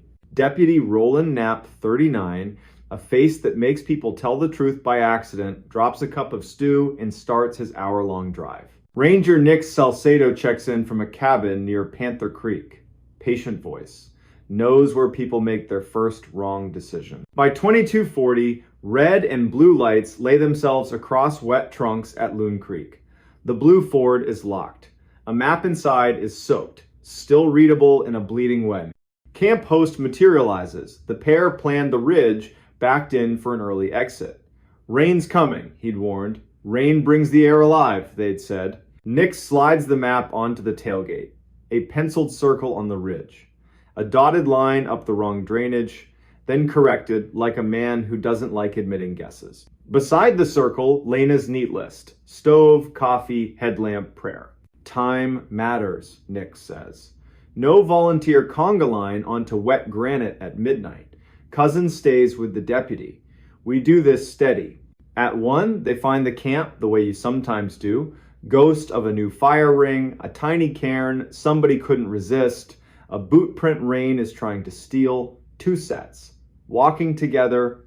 Roland Marks calls it brings them back. Morning plan gets written like an anchor. Kaya works the night like a loom. Tracks down Lena's sister in Meridian, leaves a message that is compassion twice and panic never. Calls in a K-9 team ode to the county. In her log, she writes 5 quiet words only she will see. Do not answer a name. Dawn. Cloud lifts, leaving diamonds on every needle. 15 people drink black coffee at a folding table. Nix runs a finger over the map and splits the country into sectors. He adds the rule, the one you only hear from people who have earned your trust. If you hear a name and there's no visible mouth, lock eyes with your buddy, say their name, make them say yours. Do not answer anything from timber, not even if it uses your song. A new kid raises a hand. Is that folklore or a line I can put in a report? It's how you get home for lunch, Nix says. Teams move out with that respectful, quiet September pines demand.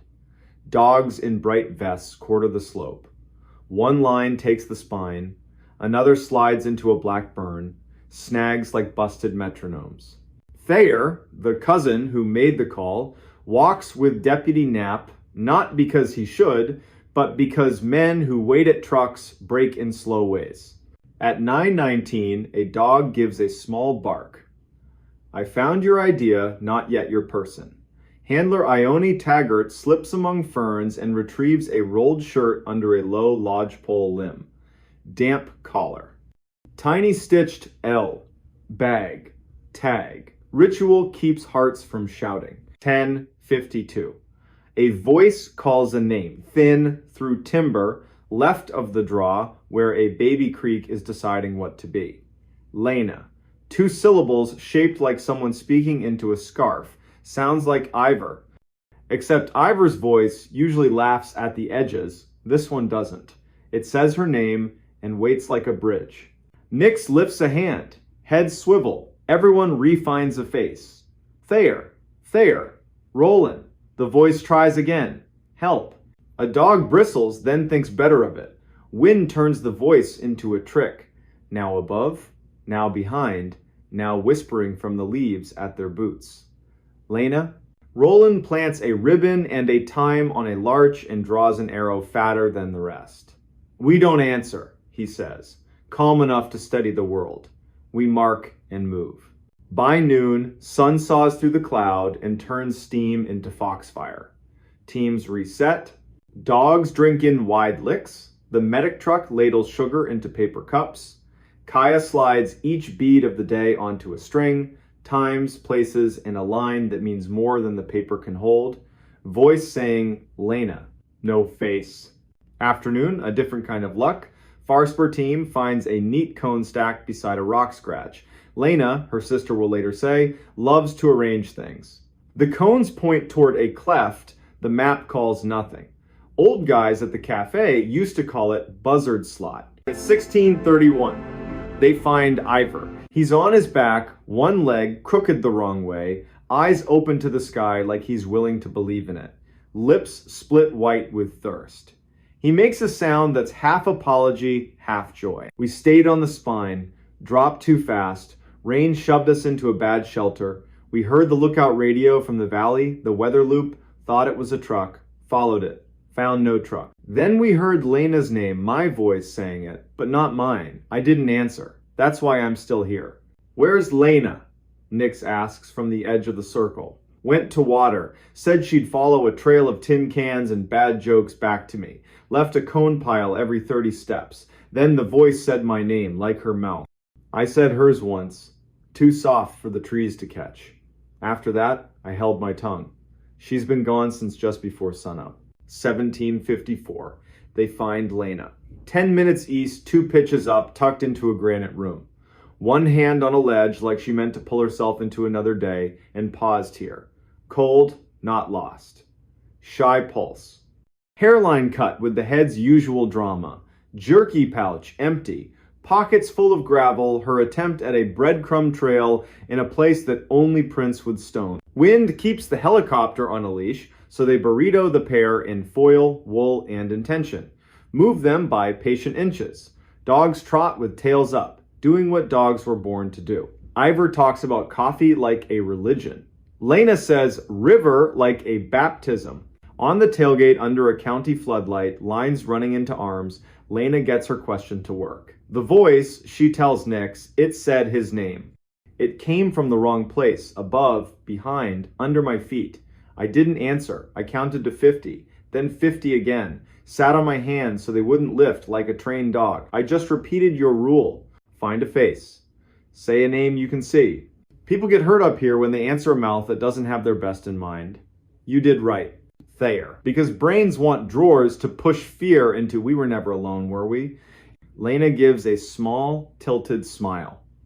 That's mountains for you. You're with wind. With water. With old decisions other people made and left hanging in the trees. We borrowed theirs. Wind behaves. Helicopter drops in. Medics step out with faces that make mothers cry from relief alone. They pack the dosses like a wedding dress into a trunk and lift.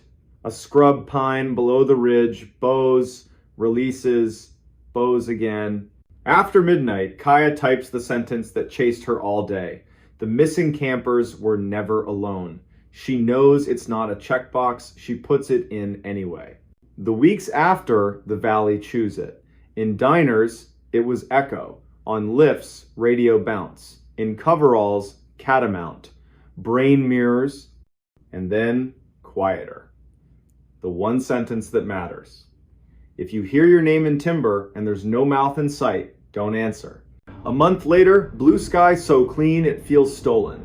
The Dosses bring a paper bag to the ranger cabin. Knit hats, plain and practical. On the tag, Lena's neat line for when the wind forgets itself. They sit with Nix and, briefly, Kaya. Words are carefully unimportant. Nix talks burned hills learning green. Ivor describes a mispainted bridge teaching Boise patience.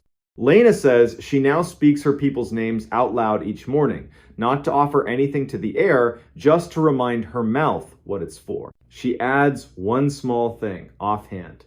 Counting while it called, I pictured roll call. Teacher calls your name chalk in her hand. You only say here if you can see the chalk.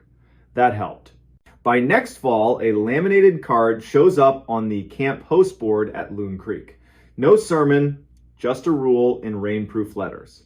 If you're overdue, sit, count, save heat, call only when you see a face. Do not answer the timber. No author. The host denies it, then admits he likes that he would have. Winter lays down thin law. One dawn in a high cabin, a radio unplugged says a name perfectly. The men grin like at an old joke. They say each other's names and keep making eggs. Sun clears the window. They follow the line they marked in gray light and find a snowmobiler parked like a guy at a bus stop choosing a story. He says, I heard you all night. They say, not us, friend, but we're here now. Years later, at the Shoop Cafe, Sunday closing time, you might hear it slide by. Loggers arguing about draws, a couple practicing their baby's name, somebody at the counter saying, those campers below Jarvie, they weren't alone. Nobody is out there. The hills keep you company, sometimes too well. If you catch Kaya after a shift, headset marks on her face, she won't give you a ghost story. But if you ask what she learned that September, she'll look at the river and say this: listening is work. Names are tools. Home is where you only answer when you can see who's asking. A town can hold itself together with a quiet rule repeated by people not interested in drama. She might even add, very soft, that the missing campers were never alone, and neither are you, if your hands stay steady and your mouth remembers when to keep its strength. Then she'll tip well, step into a night that smells like pine and iron and rain, and head home where a clock mutters forward, a radio sleeps politely, and the mountains lean in, listening like they always do. The door in his basement wasn't there yesterday. Late October, year 2018, West 73rd Street was getting shoved around by that lake wind, long, hard gusts that make whole blocks clench their teeth. Rain ticked the gutters like pinball. Inside a brick duplex that still smelled like plaster dust and stubborn varnish, a 37-year-old hospital electrician named Callum Brenner was doing what he did most nights: fixing his future with his hands so his head didn't wander. Callum had bought the place in June, ripped up carpet in July, learned the patience of plaster in August. By September, he could ID every pipe by sound. The furnace, original to that era when guys wore hats to breakfast, cleared its throat every evening like an old smoker, then usually behaved. Widowed at 33 by a soft word doctors hate, Callum had decided you can outwork the long hours if you give them a job. His job was this house. A blue notebook on the kitchen counter held the list. Beside it sat a chipped ham radio mug, Coil Me Maybe, that he pretended not to like. He'd been in the basement 100 times. It was a good basement by neighborhood standards. Poured walls, old coal chutes, mortared shut in the 1960s. Work sink with a stain shaped exactly like Michigan. 2 doors down there, one cream painted into a porch cubby full of sleeping paint cans, the other a janky plank into a crawl space where the October Mice Union held meetings. He knew both. He'd made peace with both. He had not met the third. At 21:42, after losing an argument with a breaker and eating dinner like a raccoon at the counter, he headed down to relight the pilot. He liked that moment, the polite click, The soft womp winter delayed by a thumb. He rounded the stair, set his phone on a joist for light, looked up, and stopped, like someone was dimming him instead of flipping him off. There was a door in the west wall. Not a door he must have missed. Not boxes stacked weird. He'd scrubbed that concrete in August with vinegar and a bad attitude. It had been wall. Now, it was a door, same in different cream as the other trim mortise latch, casing with the exact roller lint pimples from some distracted owner 3 tenants back. A strip of blue tape was slapped across the brass like a utility tag. It even crunched under his knuckle when he knocked neither hollow nor solid. A hotel of a sound, Callum said it out loud. Because good rooms appreciate honesty. That was not there yesterday. The furnace clicked, caught, and steadied as if proposing a trade. You let me keep one mystery, I'll give you heat. He stared at the tape. It said utility in tiny letters and a number no department in Cleveland uses. Upstairs, he wrote it in the blue book. Wednesday, late October, year 2018, new door, west wall, basement. He made coffee he didn't want. Then he called the one neighbor who knows the right nouns for the wrong problems. Genevieve Trask had worked 30 years in the bus yard parts department. Even her dog, Primitive Pete, followed house rules like a union contract. She'd been on West 73rd since the streetlights still rang like bells when they got swapped to sodium. Callum asked if she'd come tell him whether he'd just lost a fight with his eyes. My pleasure, she said, like someone who's risen for worse. They went down. Jen stood, silent, 10 seconds flat. Then, measuring flour careful. That was not there yesterday. Primitive Pete sat, lifted a paw, set it down.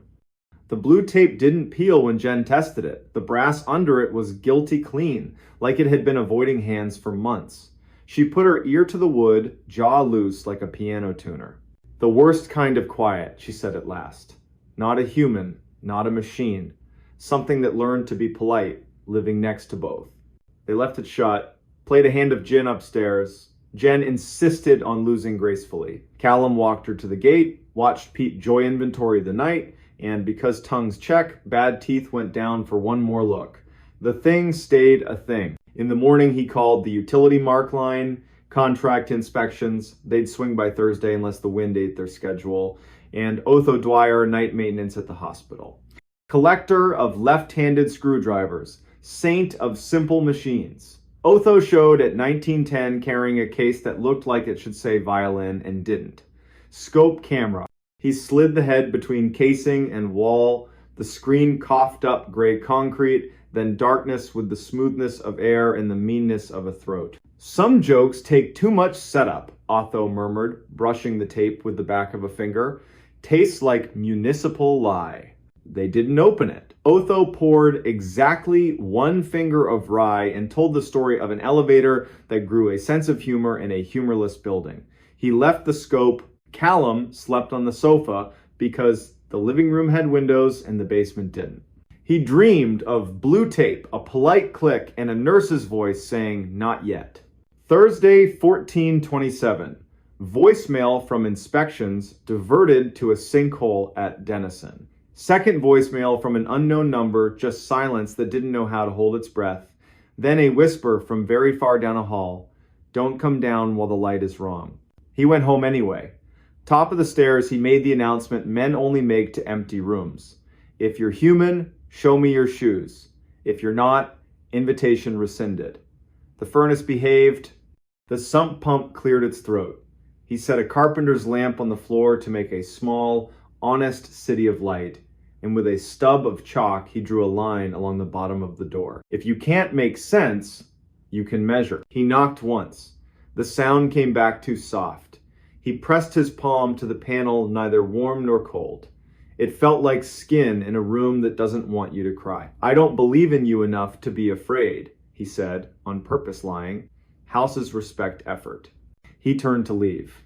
On the far side, something trailed a fingertip down the wood from above the latch to below it, very slow, like it was teaching itself grain. He didn't move. The chalk line held. He said his wife's name once, softly, a key to a true door. Friday, 21:15, he and Jen stood there again. Primitive Pete approved the dryer. The tape had a new diagonal crease, like a latch lifted, then politely reset. Jen hovered her hand over it like a candle. "You are not the first house on this block to breathe into the wrong room," she said.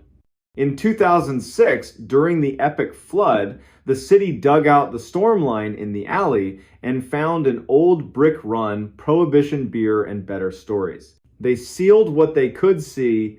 They did not seal what refused to admit wanting sealing. "That's where the undertalk lives," she said. "Not your house's fault it learned the language. Not yours for hearing it. We lean a chair and don't make introductions." "Be here at 10 with coffee and a man who likes rules," Callum said. She brought the sheriff. Sheriff Whitaker looked like he still hauled hay for friends. Face built for learning the same story from both sides and deciding where mercy fits. He listened to Callum, to Gen, to Pete, who sneezed once, officially endorsing the facts. Whitaker pressed his ear to the panel. "Knocked a pattern. 2 slow, pause. 2 no one uses unless they suspect a test." The door answered 1 slow, 3 quick like it understood and preferred to show off. "We're going to treat this like a person who talks too much and too sweet to a child," Whitaker said. No drama. "We don't answer. We call boring people with rope courtesy over magic." At 10:50, Building Inspector Ninette Polk arrived, clipboard, caution tape, and 2 public works guys who dig with shovels and silent. She measured, tapped the concrete with a screwdriver, jaw loose, head cocked. "Double wall," she said. "Face wall. Behind it, not wall. Behind that, not our business yet. The plan, open the outside from the alley, look at it like breakfast. If breakfast looks like sin, you eat elsewhere." By noon, the alley had a careful hole. Brick, then more brick, then a slump of coal pretending it wasn't old. Ninette rolled her light into the throat beam, sliding along clay to a small cleared space. A tin cup, a folded blanket whose corners remembered hands, a stone pile with soot above it, a fire where fire made no sense. "We've had squatters," she said. "We've had people who didn't choose to be squatters, and we've had tunnels that confuse maps. This is a little of everything." Whitaker braced a gloved hand on the edge, leaned without betting his weight on anything foolish. "At dusk we come with 2 more bodies and a rope round my waist. We stand in your west room and say hello in a voice that can't hurt anyone." He took his pen and signed the blue tape, 10:16 on a Saturday. No underline, no smiley. Dusk. The wind inhaled and held. 3 across at the bottom of the stairs.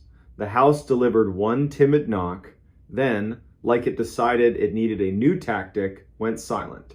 Whitaker tied his rope to an old ceiling ring, laundry duty in another life, double knotted. He laid his palm on the tape, talked to the house like a dog flirting with a bad idea. "We are not setting our tongues on this latch tonight."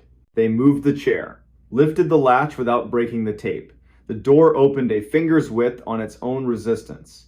Air came through at the temperature of old apology, coal, and long rain. His shoulder light showed a low brick run, 4 courses high, then a gap all along the top like the mason knew better and got paid by a man who didn't. In the dust beyond, 4 finger marks, evenly spaced. Someone who'd learned to count to 4 and wanted company, and a 5th, shorter one like a tired heart. Whitaker didn't step through. He bent, lowered his head, and said a name to no one, like a midwife teaching an empty room the word it's waiting for. "Is anyone here who can stand the sound of their own name?" 20 heartbeats, then a cough from the corridor, not brave, not sick, small on purpose. A voice, careful, like someone who only wants to borrow the part of the law that cares more about living than rules. "I am hungry." "Come into the light then," Whitaker said, measured. No names, no introductions to the dark. A face glanced into the cone, then jerked out. Quick, private decision. The figure didn't cross. "Do you have a sandwich?" they asked. Jen started to answer. Whitaker lifted a hand. The room obeyed. "We have a sandwich. You may have it on this side." He set it on the brick, stepped back a generous pace. A thin hand took it. Gratitude made of bread and shame filled the small room. "I didn't steal the ring," the voice said. "The ring was already in here. It's welded to the wall." "We'll speak again in the morning," Whitaker said, as if this were any kitchen, any night. "If you're still here, that would be a blessing." The dark laughed, once surprised at the word blessing. Then, "I'll be here," the rain decided to stay. They closed the door. No chair. Sometimes chairs are theater when you need policy. Sleep came in the way it does when a house tries to grow a new tongue. Morning, the chalk line had a clean nick where the door had opened and closed. The tape now had 2 creases. In the alley, the little camp had a second cup that hadn't been there. On the brick, a note, "Careful hand, fountain pen tidy. Thank you, I won't be here long if you leave it. I know the way that does not ask you to break your rules. I followed voices, and that was my mistake. I am leaving now by the other mouth." Nanette read it, folded once, bagged it, dated it in words events like "this should resist numbers." "Sometimes people want a story," she said. "Sometimes they want a door that says, 'No, we'll build you the second one.'" They hired masons from Ohio City argument-winning walls. A second wall went up in front of the first, tied with rebar that enjoyed its job. They pumped the crawl with flowable fill. Fill is kinder than concrete. Cut a new drain to the alley with the city's blessing, which almost never happens and did. They left the door hung for the sake of the room so a man, mug in hand, a year from now, could touch a latch and remember that fear behaves when it isn't fed. One Sunday in December, after the work and after the lake found its winter voice, Callum stood at the bottom of the stairs, set a sandwich and a thermos on the brick. No speech, no theater, listen. The house was just a house. "You don't get to grow a new door without telling me first," he said, mostly to make the air file the sentence somewhere. Winter settled. Primitive Pete suffered boots.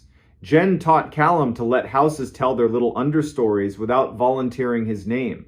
Whitaker sent a holiday card with a knot on the front. Otho reclaimed his scope, pretended to be offended at how clean the lens came back. Nanette drove by twice in January to make sure the wall looked like it meant it. In spring, the city found more legacy brick down the alley and filled that too. The report used the word legacy like a period. Every now and then after midnight, wind slides between those houses like a memory that learned to walk. The furnace coughs a sound you could mishear as a polite knock. A man stands in his basement with his palm on a harmless latch and says the names of the people who made a strange night decent: Genoveva, Otho, Ninette, Whitaker, and the name of the woman he loved, because names are keys, and grief is a door you don't open so much as a company. Then he turns out the light. Basements have long jobs. They don't need help from shadows that think they're clever. If you ever buy an old house in a city that keeps secrets under its sidewalks, you might wake up to a door where plaster swore no door would be. You don't owe it curiosity at midnight. You owe it a list, a lamp that won't lie, a neighbor who can make quiet into a tool, and the dull bravery the trades teach. Knock once, count to 20. Call someone with rope, and if a voice on the other side calls your name like it's entitled to it, remember the single sentence that carried an ordinary man and his unremarkable house through a night when the city tried to breathe through his wall.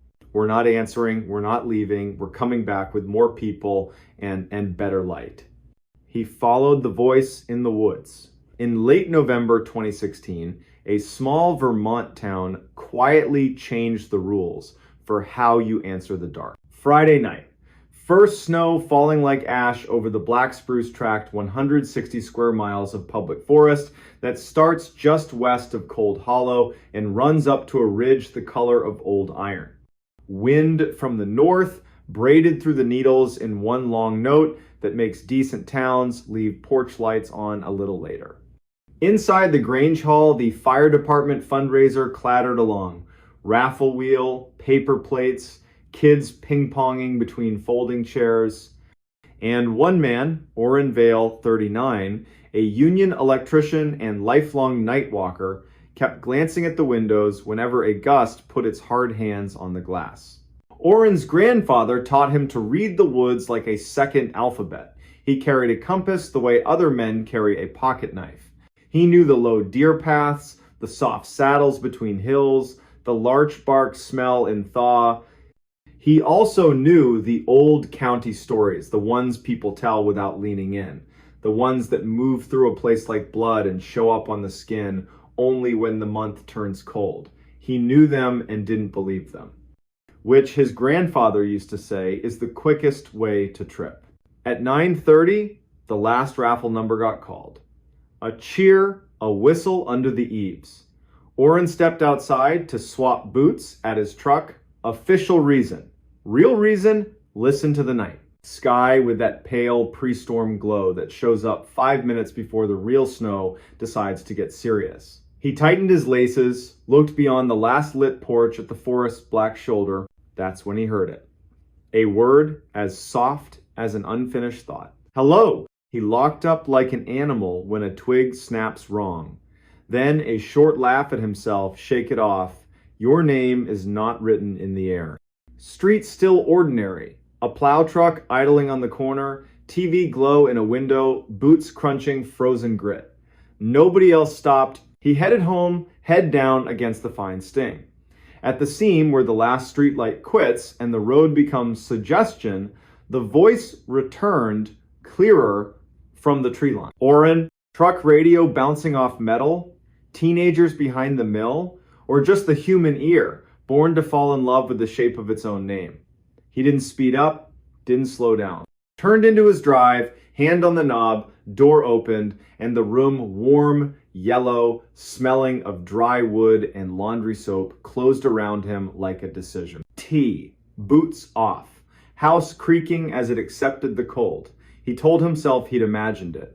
Then, from past his backyard, down where his fence met the Forest Service boundary, a child laughed and then shushed himself, the laugh of a kid who's won the game and wants to keep the secret. Oren stood so fast the chair legs squealed. He took a big flashlight and his canvas coat, the one with nailhead nicks along the sleeve. Back step, breath in like medicine. The beam cut a clean cone through first skinned snow, birch leaves stuck like coins. Official reason, check the fence. Animals find holes like water. Real reason, follow the voice he said he wouldn't follow. 30 yards to the boundary, then down into the shallow gully where an old logging road becomes a mud stream in spring and a dark ribbon in summer. Tonight, a white seam sewn into black. He stepped over the sagging cedar corner post thing had wanted to retire for years. Stood in the old road. Trees leaned in, not unfriendly, just present. Far, nearer, then in the space between two breaths from nowhere at all. Oren. Over here. Flat. Calm. Spoken by someone who knew he would come. Whoever you are, wrong yard. He said to give his mouth something to do. The wind eased. The light found only clean snow. Here's where the story could have ended. He could have gone inside, called Deputy Thad Lorman, and said the sentence men like him hate. Maybe I'm imagining things. Turn the deadbolt, put the kettle back on, let the weather change the subject. Instead, because his grandfather taught him to meet strangeness with stride, he went forward 2 paces, then 2 more. Good woods do a winter trick. Honest dark makes day colors inside it. Oren walked 100 yards. 200. Counting numbers in his head must match the length of his stride. The road bent, fell, rose. The voice stayed at a leash-length distance. 3rd bend, a smell he couldn't place. Not smoke, not rot. A peculiar clean copper coins in snow stream under ice where no leaf has fallen. He stopped. The beam trembled once, steadied. I'm turning around, he told the night like a neighbor by trash cans. If you're real, say your name with your mouth. Answer from the left, low and near, made of breath, and something that owed breath nothing. Please. Old story word. No manners, perfect aim. He swept the light. The beam caught the hem of a wool coat behind a young fur. A dark sleeve, a pale idea of a face. His breath snagged. The sleeve moved a little. 2 slow steps, the way you approach a skittish dog. A woman. Mid-20 seconds. Hatless. Hair slicked to her skull by wet snow. Wide eyes, not panic, just far away, like someone who's been walking too long in a sentence that won't end. City boots? Wrong season. She didn't look at Oren, she looked past him, toward the place where home lives in a man's imagination when he's far from it. Please, she said again, the syllable making a bull-sized cloud. I lost my brother. He's down there. He keeps answering me, but he isn't moving, and I don't have anything left to pay the dark with. Oren didn't ask the right questions. Not why here, not where are your tracks. He did what his grandfather would have done. Light to her shoulder so he wouldn't blind her. You're coming with me. We'll make a fire. Sheriff's decent. The ranger they send is decent too. We'll all go for your brother together. Half smile, like matching a photograph. Down there, she murmured, tipping her head. The ravine. Do you hear him? The forest held still the way it does when a pond is deciding if it will hold you. Far, closer, then from a compassless direction, a boy's voice. Over here, the cheerful tone of a June afternoon when the creek is yours and curfews are imaginary. How old? Oren asked. 12, she said. His name is Asa. He mimics the radio, learned it from our father, thinks if he hits the right tone, people treat him like a man, not a kid. Please. I think he fell. They moved. The ground began to disapprove. Oren nicked a white birch with his thumbnail string on the doorknob, breadcrumb for daylight, and began a new count. Short numbers you use to tie yourself to yourself. The land broke, narrow gash, choked with blowdown, bottom a slim black promise of water. Oren crouched, felt for purchase, chose a route that wouldn't let the night right itself without him. You wait here, he said, and pushed light into the dark. Halfway down, breath to the left, rustle to the right, and up ahead. Here, the boy said, and rapped twice like knuckles on a plank. Boot slipped, shoulder caught. Breath rode back into his chest like a stranger. I'm coming, he said. Tell me your name. Same sunny broadcast voice. Asa Vale. Wrong. Valley in a mouth that small? He looked back. The beam sketched the woman from the knees down, the slope eating the rest. She hadn't moved. He couldn't see her face. Asa, Oren tested the tone you use with a dog proud of its one trick. Your sister says you fell. The reply came from 3 places, one after the other, like a round sung wrong. I fell, I fell, I fell. Clean cold slid under his coat like a hand. He turned right. Light found an old plank bridging the cut, the kind loggers tossed down for a shortcut. On it, a pair of gray glove liners, small. Beyond it, a moving black that breathed. The voice came again, now behind him, now from the far slope, now from under the plank. Sweet, teachable, wrong. Oren. Hello, he tried. The last courtesy of people. Nothing changed. One careful step uphill. Another. The woman's boots stepped back to make room, silent as sleep. He put the light on her face. She let him. Very dark eyes, very dry, not cold, not warm. She looked like a person photographed in an eclipse. We're going, he said, level. He climbed past her, back to the old road, and did not run. Kept the beam 3 steps ahead, made sure the ground didn't decide to turn trickster. He said soft, the name of his grandfather, the ridge, the stream, the man in town who could fix anything with a coat hanger. That's how men like him pray. The voice followed at the same polite distance, calling his name, then trying other names, one by one, like a radio dial. Mael, Thad. His father's name, the one he hadn't heard aloud in 10 years. Shape, correct. Weight, wrong.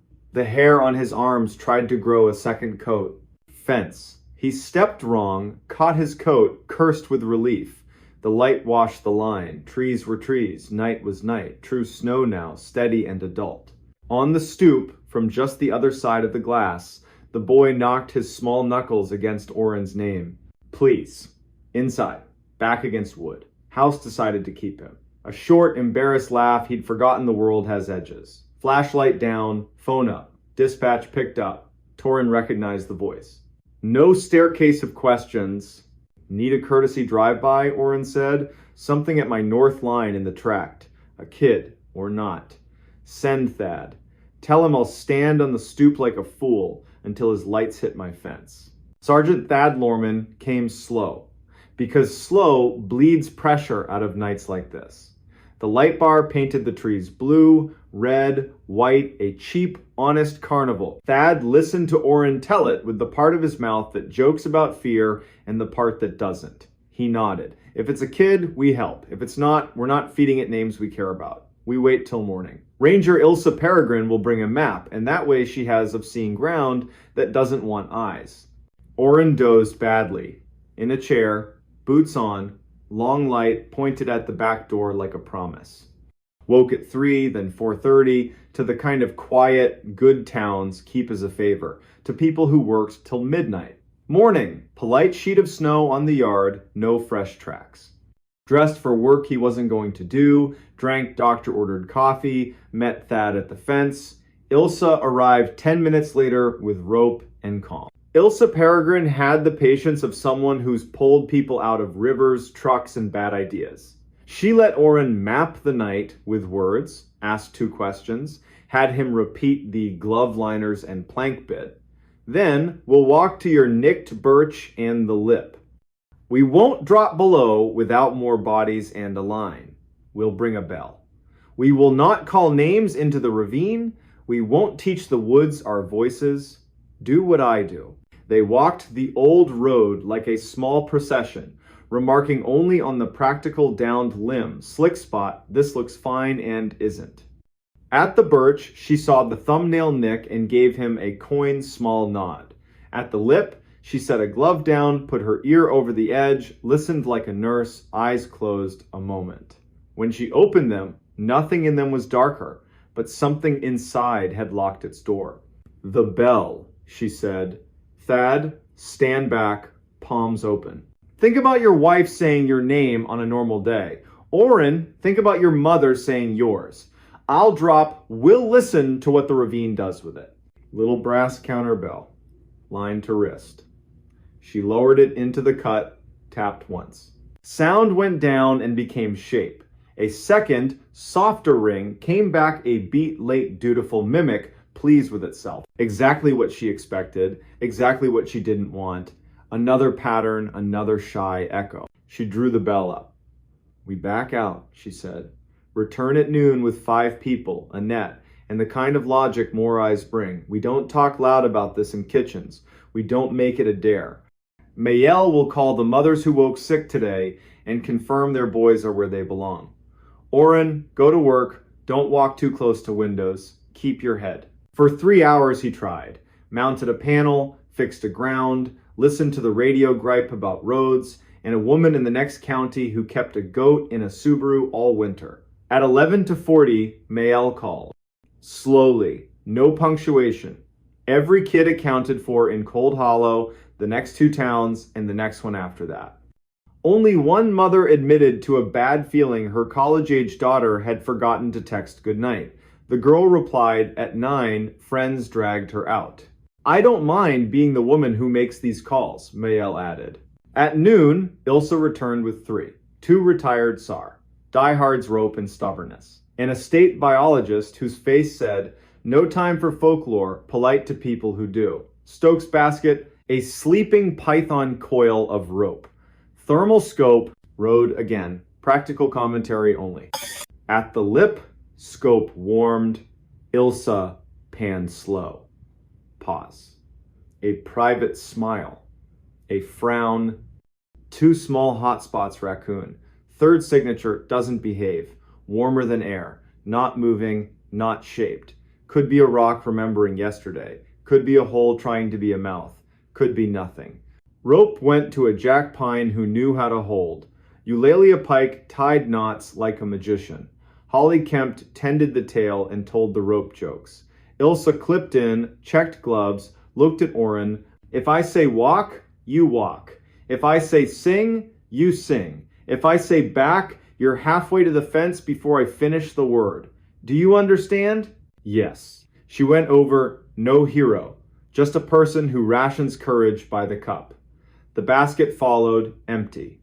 Holly paid out, Eulalia counted. Thad kept palms open. Orrin murmured the names again.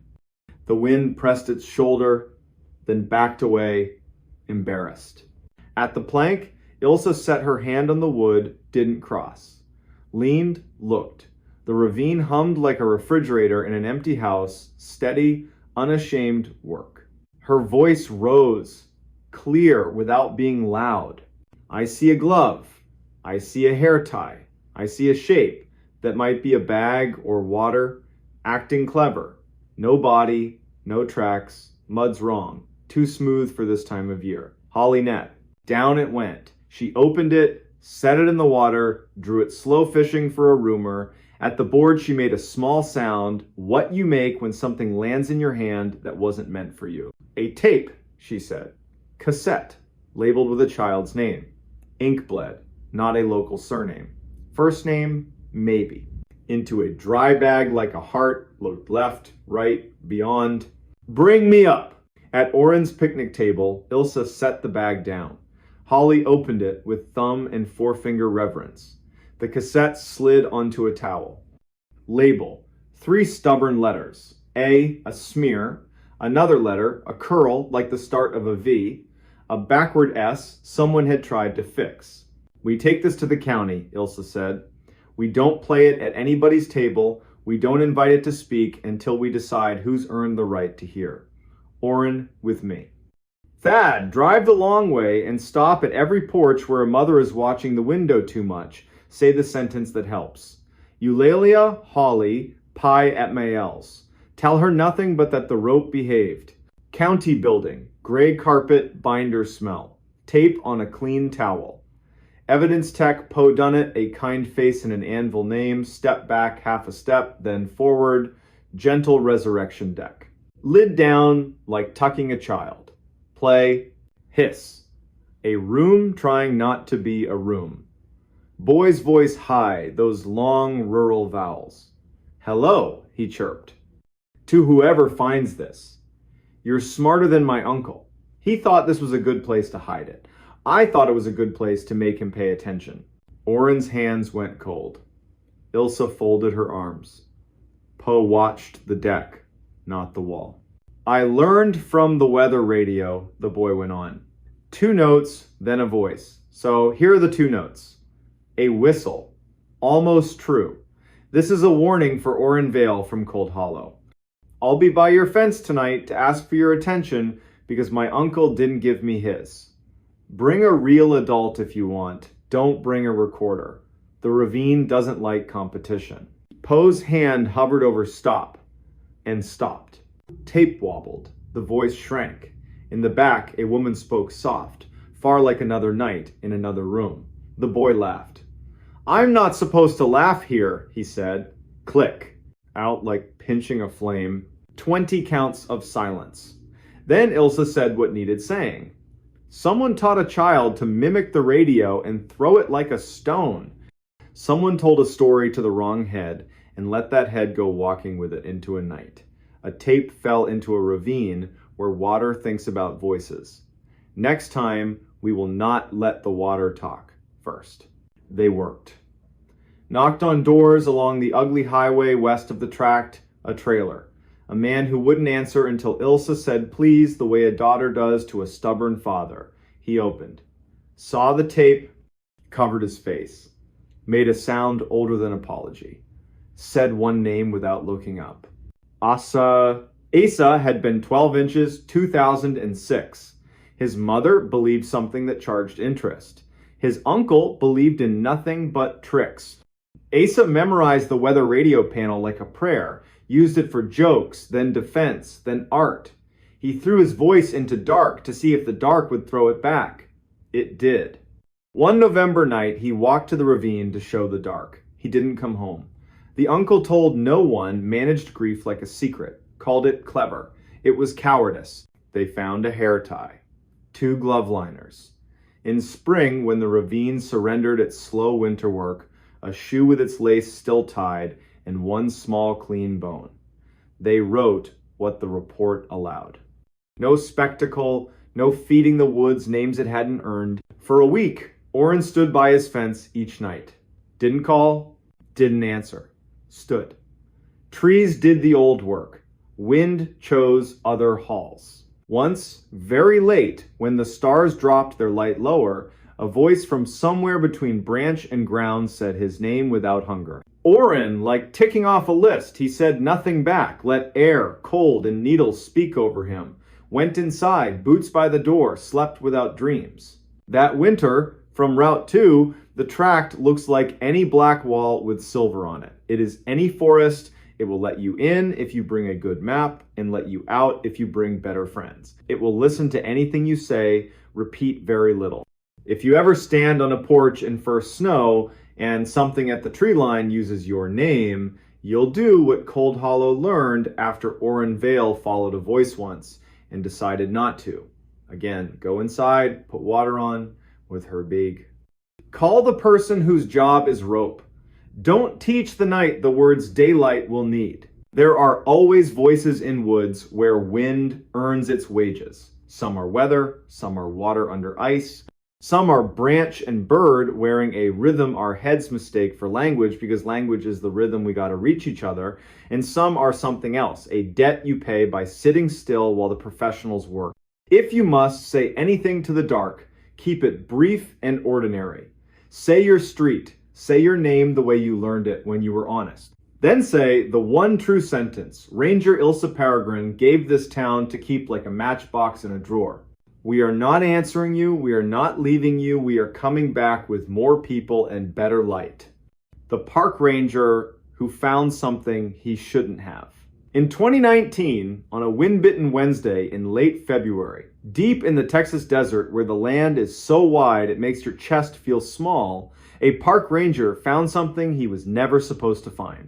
It did not glow, it did not scream, it just hummed soft enough to doubt, old enough to be dangerous, and patient enough to wait 40 years for the right set of hands. Before we begin, tell me, where are you listening from and what time is it there? Big Bend National Park wears weather like a personality. That morning, the sky was the color of porcelain right before a storm, and the first wind rolled over the flats like a bad thought, hard, dry, and full of grit.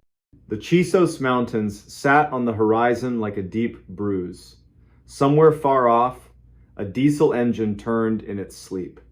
A red-tailed hawk hung motionless over the river road, and the river itself stayed out of sight, the way a secret keeps itself out of your mouth. Not gone, just waiting. Here Halden had the early shift. He pulled his green and white truck off a rough 2-track and killed the engine. He left the last mechanical sound of the day right there in the silence and listened. Ravens argued along a basalt spine. The wind combed the sodal. He checked the radio, clipped to his vest, and patted the small pouch he carried, tourniquet, foil blanket, a roll of hard candy he never ate.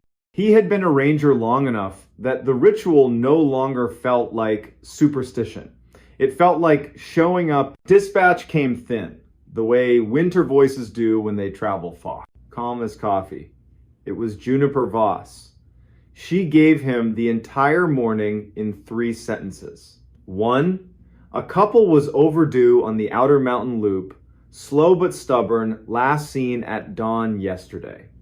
2, Border Patrol wanted eyes on a footpath out near the Santa Elena sector, something about boot prints clipping along with deer tracks.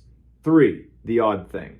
An alarm squawked from an old USGS box no one had keyed in for years. The unit was the kind that used to sunbathe on a little solar panel and gossip to Washington about rainfall or tiny quakes or numbers that made people in ties feel like they understood the desert. Not a priority. Just weird. Copy your list, Keir said. I'll check the footpath first, Then swing by the USGS thing if light holds. Keep the overdue loop hikers in my pocket. If they hit a wall, they'll beg your radio before noon.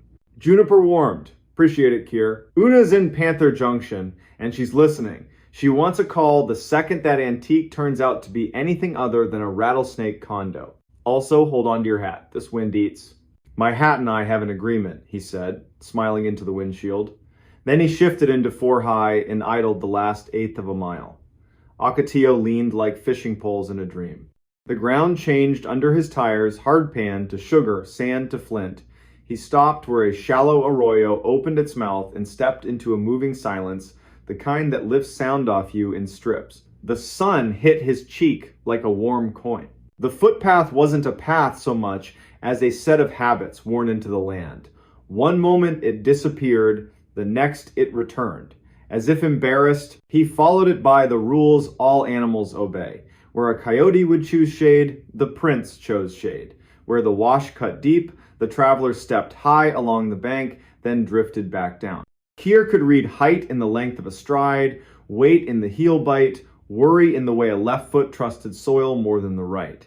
The tracks cut south and west. Not his business, unless the story moved too close to paperwork. He gave the arroyo an honest hour, then turned toward a low ridge where the old stone shows its hand. The USGS unit sat where Juniper said it would, half hidden in shin oak, a dust-colored box with a turtle-back lid circled by a ring of rocks meant to keep cattle from testing it. A ground rod poked up like a silver reed. A cable that should have run panel to sensor lay severed and curled in a small defeated loop. Everything about the box said one word: old. The agency badge on the lid was sunburned down to a ghost. Kier crouched and touched the lock. It had been cut once in some other decade, replaced with a newer hasp, then left alone. He had bolt cutters in the truck. He also had a phone and a supervisor whose caution had kept more people alive than anyone would ever be able to count. He radioed Una Ketteridge and reported only the facts, no adjectives. Feels like a history lesson, Una said. But it pinged the system. Could be a dead battery hiccup, could be a bored cow, could be a deer with opinions. Use your judgment. If you cut it, I want eyes on whatever you see. On the walk back to the truck, the wind had put on a better shirt. It had shoulders. He returned with the cutters, braced the box between his knees the way you steady a barrel, and bit through the hasp in one clean press. The lid lifted, reluctantly seal hiss, a sigh. Inside, a spray of sand in a neat gray well. At the bottom, dry as the moon, sat a metal cylinder the size of a coffee can, strapped in place. A conduit ran out of sight underground, snug, official. On the cylinder, a hand-etched label slept under yellowed tape. Lechuguilla Array, Node C, date July 1976. Kier didn't say anything out loud. Lechuguilla is a cave in New Mexico, days to the north, in a world underground, but the word tastes like limestone and men with carbide lamps. He snapped a photo, sent it to Una, and waited. The wind set a hand on the oaks and took it back. Una returned with a name, Harlan Sevier, at USGS. He says that's a shock sensor, not seismic. They use them at the tail end of certain tests to see if anything rattled. He also says if you'll be a saint and bring the cylinder here, their archivist will buy him dinner if it's got the word Lechuguilla on it. Happy to fund your stake, Kier said. One more look before I break the strap. He slid a hand along the cylinder. The metal felt cool, as if the sun hadn't mattered to it. His fingertips found a folded paper tucked under the strap. He pinched it free. A field, tag time, weather, who to blame. The ink had softened but held. The name on the tag wasn't one he knew. Ivar Cade. Below the name, replace node C if hum persists. Call Rourke. Kier sent a photo of the tag.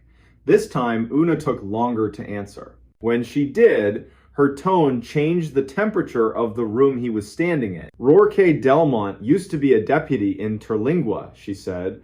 Retired to a house outside Marathon with too many cats and a ham radio. If his number still exists, Juniper will find it under the paper nobody ever looks under. Bring the cylinder. I'll have Juniper patch you through when she digs him out. Before lifting the cylinder, Keir did one more thing. He leaned down, put his ear near the well, and held his breath the way EMT school teaches you to make a room go quiet. He heard exactly what anyone would expect to hear. Nothing. Or, if you wanted to be honest with yourself, the faintest, straightest suggestion of something metallic remembering its job. Not a sound you could brag about, not even a sound you could swear to. Still, he felt it the way you feel a draft in a closed house. He wrapped the cylinder in a blanket and set it behind the truck seat. The wind decided they were partners now. On the drive to Panther Junction, he kept his hands loose on the wheel while his brain ran two lanes, one labeled hikers, one labeled hum. The radio whispered, then cleared. Juniper. And then another voice riding in on her line, dry, amused, patient, like a man people invite to funerals because he won't make it about himself. You found something that used to pay my salary, the man said. Rourke Delmont, please tell me you didn't open anything that says do not open. I don't drive after lunch. Keir told him the story from the top. Rourke told one back. It started in the 1970s when men wore ties into the field and ended when people stopped writing months out longhand. The short version, at the end of a certain era, a few hush-hush pieces of gear got planted in places they didn't belong and then forgotten when one team assumed another team would clean up. It wasn't sinister, it was human. Drawers are easier to open than to close. Ivarcade, Rourke said, trying the name on his tongue. He was a tinkerer, listened to ground like it had opinions. He had this thing about humming.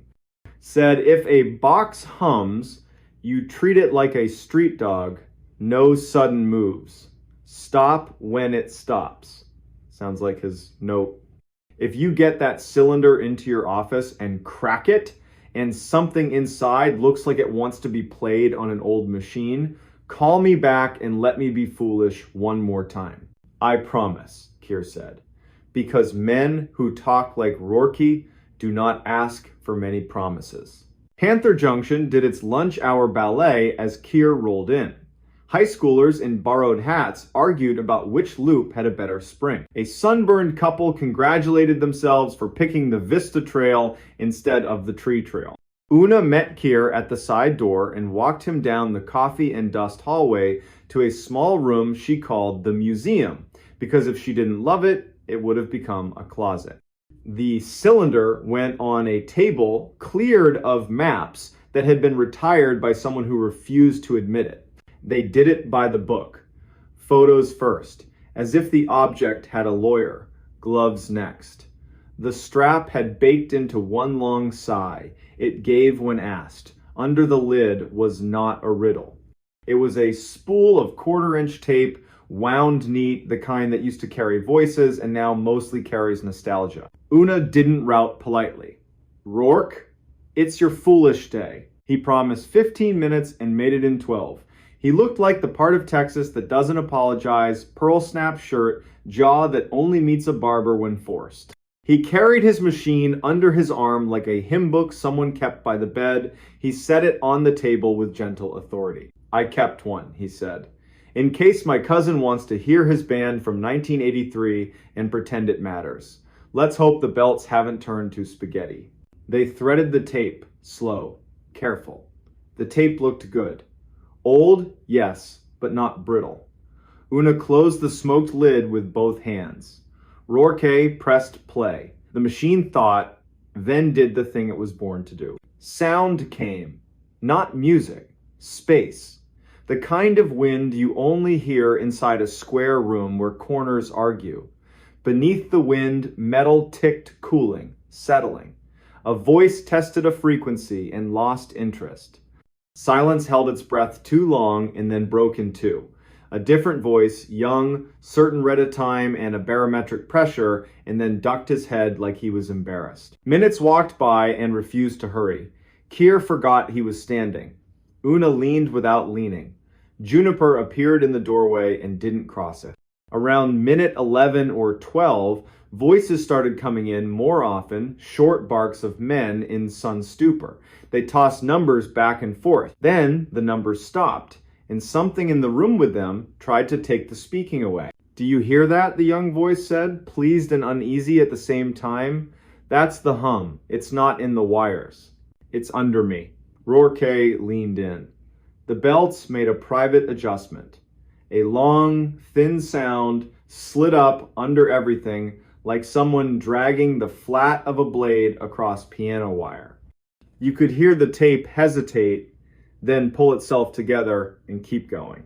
There was more jokes about coffee that wasn't a man saying lunch like it was a destination. The young, certain voice, again, not yet, and later, now. At the very end, after the leader flapped and the machine hiccuped, there came 3 small knocks.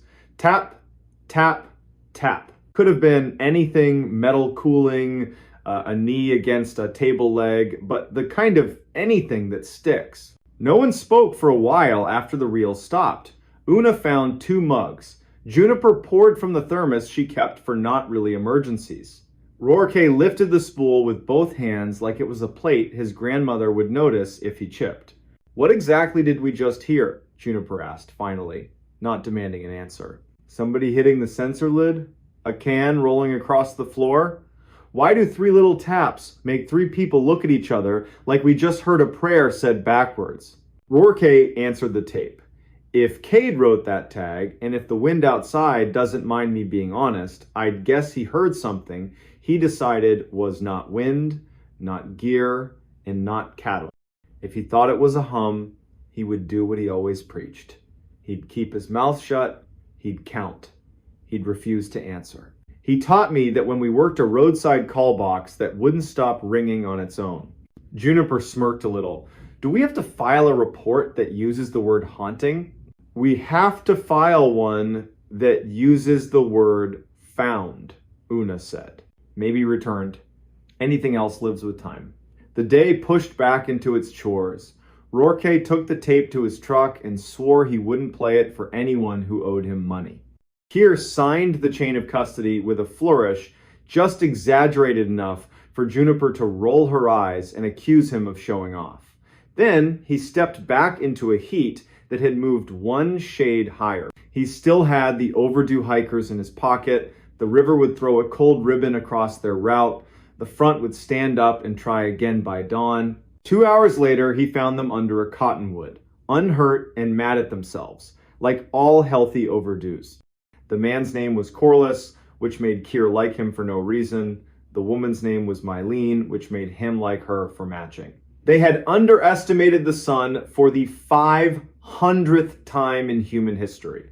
Keir gave them water, changed the rhythm of his sentences so they could cover their pride, and walked them back with a conversation about birds that let everyone keep the day. By the time he signed off from Juniper, the sky had turned the color of a bruise willing to heal. He drove to his little place outside Study Butte and sat on the step with his off-duty radio, playing a baseball score under a song. An insect flung itself against the porch light, learned nothing, and decided to live anyway. Keir set his boots side by side because the day deserved it. He slept hard and dreamless. Morning came with a sound like someone riffling a fat book. The front finally threw itself across the basin. His phone buzzed at 6. Una. Rourke had gone home, changed his shirt, then changed his mind, and gone to Marathon to pick a fight with the archives. He found Ivar Cade's obituary. 2 lines and a date. 2006. Loved the desert. Survived by nobody. Not the same as alone, but close enough on paper. What followed was a day of strange chores that make up the secret half of a park ranger's job. A woman dropped her keys into a pit toilet at Rio Grande Village, and Keir recovered them with a coat hanger and a moral crisis. A Mexican Jay picked not 1 but 2 sandwiches off a truck bed and strutted into a mesquite. A man cornered Keir at a trailhead to ask, with pure sincerity, where the dinosaurs sleep at night. By late afternoon, the front was empty and the air could remember how to be clean again. Without planning it, Keir's truck found the two-track, then the ridge. He didn't expect the stand of oaks to look guilty. He didn't expect to kneel beside the empty USGS box and feel right behind his breastbone the desert's particular permission, the one that says you can stay if you keep your voice small. He put a palm on the metal and counted to 10 without breathing. Then he exhaled and counted to 10 again. A raven landed behind him and made a single rude comment. Keir laughed, surprised by his own sound, and turned as if he'd given his back to the wrong thing. The raven hopped, decided the joke had landed, and went back to its schedule. Keir wiped his palms on his pants and told the box out loud that it was not an afterthought. Then he walked back to his truck. That should have been the end of it. It wasn't. 2 miles down the road, the radio jumped in a way that made Keir grab the volume out of pure goodwill. Juniper again, voice controlled, verbs undecided. "Bringing you an incoming," she said. "I have a caller listening to an old field tape on a machine in his truck. He would like you to meet him at mile marker 23 on the Marathon Road and decide if he should stop. He says please twice. I believe it's Rourke Delmont." "On my way," Keir said, "because you don't let a good man have an embarrassment alone on asphalt." Rourke's truck waited on the shoulder like a patient mule. Driver door open. The little tape machine sitting on the seat where a person would be. The reels turned greedily. They didn't ask for much, just power and a little faith. Rourke kept one hand near the brake lever and the other on the wheel, like he might have to drive the whole arrangement away from something you can't swerve around. "It's nothing," he said as Keir approached. "Wind in a different hat. Men I used to be, saying numbers the way sunburned men do. And yet, listen to the part that pretends it's not there." They listened. Under the wind, not behind it, like a floorboard under a rug, a low line had begun. To call it a note would suggest it had manners. It didn't. It was a long idea someone forgot to end. Even the machine grew cautious, as if its belts could feel the shape of the room that tape had once been in. On the recording, the young voice spoke again. "Careful this time, do not answer it. If it chooses a rhythm, let it be a rhythm without you." Rourke clicked stop with his knuckle. The truck filled back up with honest air and the faint smell of old foam. "He was a crank," Rourke said with affection. Cade. He liked to say there are only two kinds of people under the sky. The ones who answer first and the ones who listen first. Then he'd pick which one to be like he was changing shirts. He loved seeing what the world would do if he made it take the second move. "Why here?" Keir asked. "Because I'm old," Rourke said, "and I'm practicing telling a story to the place it happened." So Keir let an old man stand with his truck and his tape and his empty road and practice while the light thinned and the Ocatilla leaned into evening. The next week, life returned to practical. A coyote watched Keir eat his sandwich and didn't complain when he got none. A bus full of fourth graders sang a prickly pear song until their teacher begged mercy. The tape traveled to Fort Collins in a box with 3 labels and enough bubble wrap to outlive all of them. Harlan Sevier wrote an email full of thank yous and jargon that made gardening sound attractive. Una allowed the museum to be a museum for 1 more hour. Juniper added a sticky note to her console that said hum in tidy pen. She said it was a reminder. Nobody argued. Spring showed up like a kindness you don't deserve, but take anyway. Wildflowers did their loud, brief job. The river had just enough weight to trick children into thinking it was permanent. Keir took 2 days in a cabin near Terlingua and practiced being nobody. He woke once with a name in his mouth that wasn't his and laughed at the rafters for the body's weird tricks when the mind is too full of story. Late April brought a letter to Panther Junction on paper that believed in itself. Una slid it open with a pocket knife just because it's always fun. Ione Greathouse, archivist, wrote in a tone you'd expect from someone who can't believe she's paid to do what she loves. Thank you for the cylinder, thank you for the tape. They had duplicated it and cleaned it until someone might mistake it for modern, though its real value was in the fact that it wasn't. As for the hum, It did not exist in the tape as a measurable frequency. It existed as a missing one, a hole where numbers stopped trying to be numbers and then remembered themselves. The packet included a transcript with timestamps and that one line that still put a chill on the back of everyone's neck. Do not answer it. Keir read the whole packet at his little table by his one window. He read it slowly, the way you set out water for an animal you hope will trust you. Then he called Rourke and offered to drive up. "Bring limes," Rourke said. "I'll bring something that burns properly." They sat on Rourke's porch while the cats did criminal things around their boots. "What did we find?" Keir asked the dark. He wasn't asking for nouns. Rourke lifted his glass, set it down. "Proof of boring bravery," he said. "Men in a small room under a big sky who decided not to be interesting in the wrong way." They heard a thing they couldn't own, named it Hum, counted it, refused to answer, ate lunch, and went home. Then they left us a spool no one cared about until a winter wind told it to wake up. A train with no business being that close laid a ghost horn over Marathon and moved on. Cats faced the horizon like it owed them. The stars did what they always do after weather, brag. The next morning, Keir stopped by the museum. The empty cylinder sat on a shelf at eye level. The card below it said the simplest possible thing. Found near oak, returned to desk. The rest lived between the wind and anyone willing to lean close. On a Friday in May, when tourists arrive like convoys and the park gets louder on the surface and quieter underneath, Keir hiked up a dry wash and saw 3 small round marks pressed into dust on a flat rock in the shade. He touched one lightly with the back of his middle finger. The way you test a skillet you don't trust. The marks were fresh. They could have been made by a walking stick. They could have been made by the end of a tape case. They could have been made by a raven being too literal. He took a picture anyway. Then he wiped the rock clean and laughed at himself, because the rock did not mind and did not notice. That night he called his sister in New Hampshire to hear how her voice could make heat talk about snow.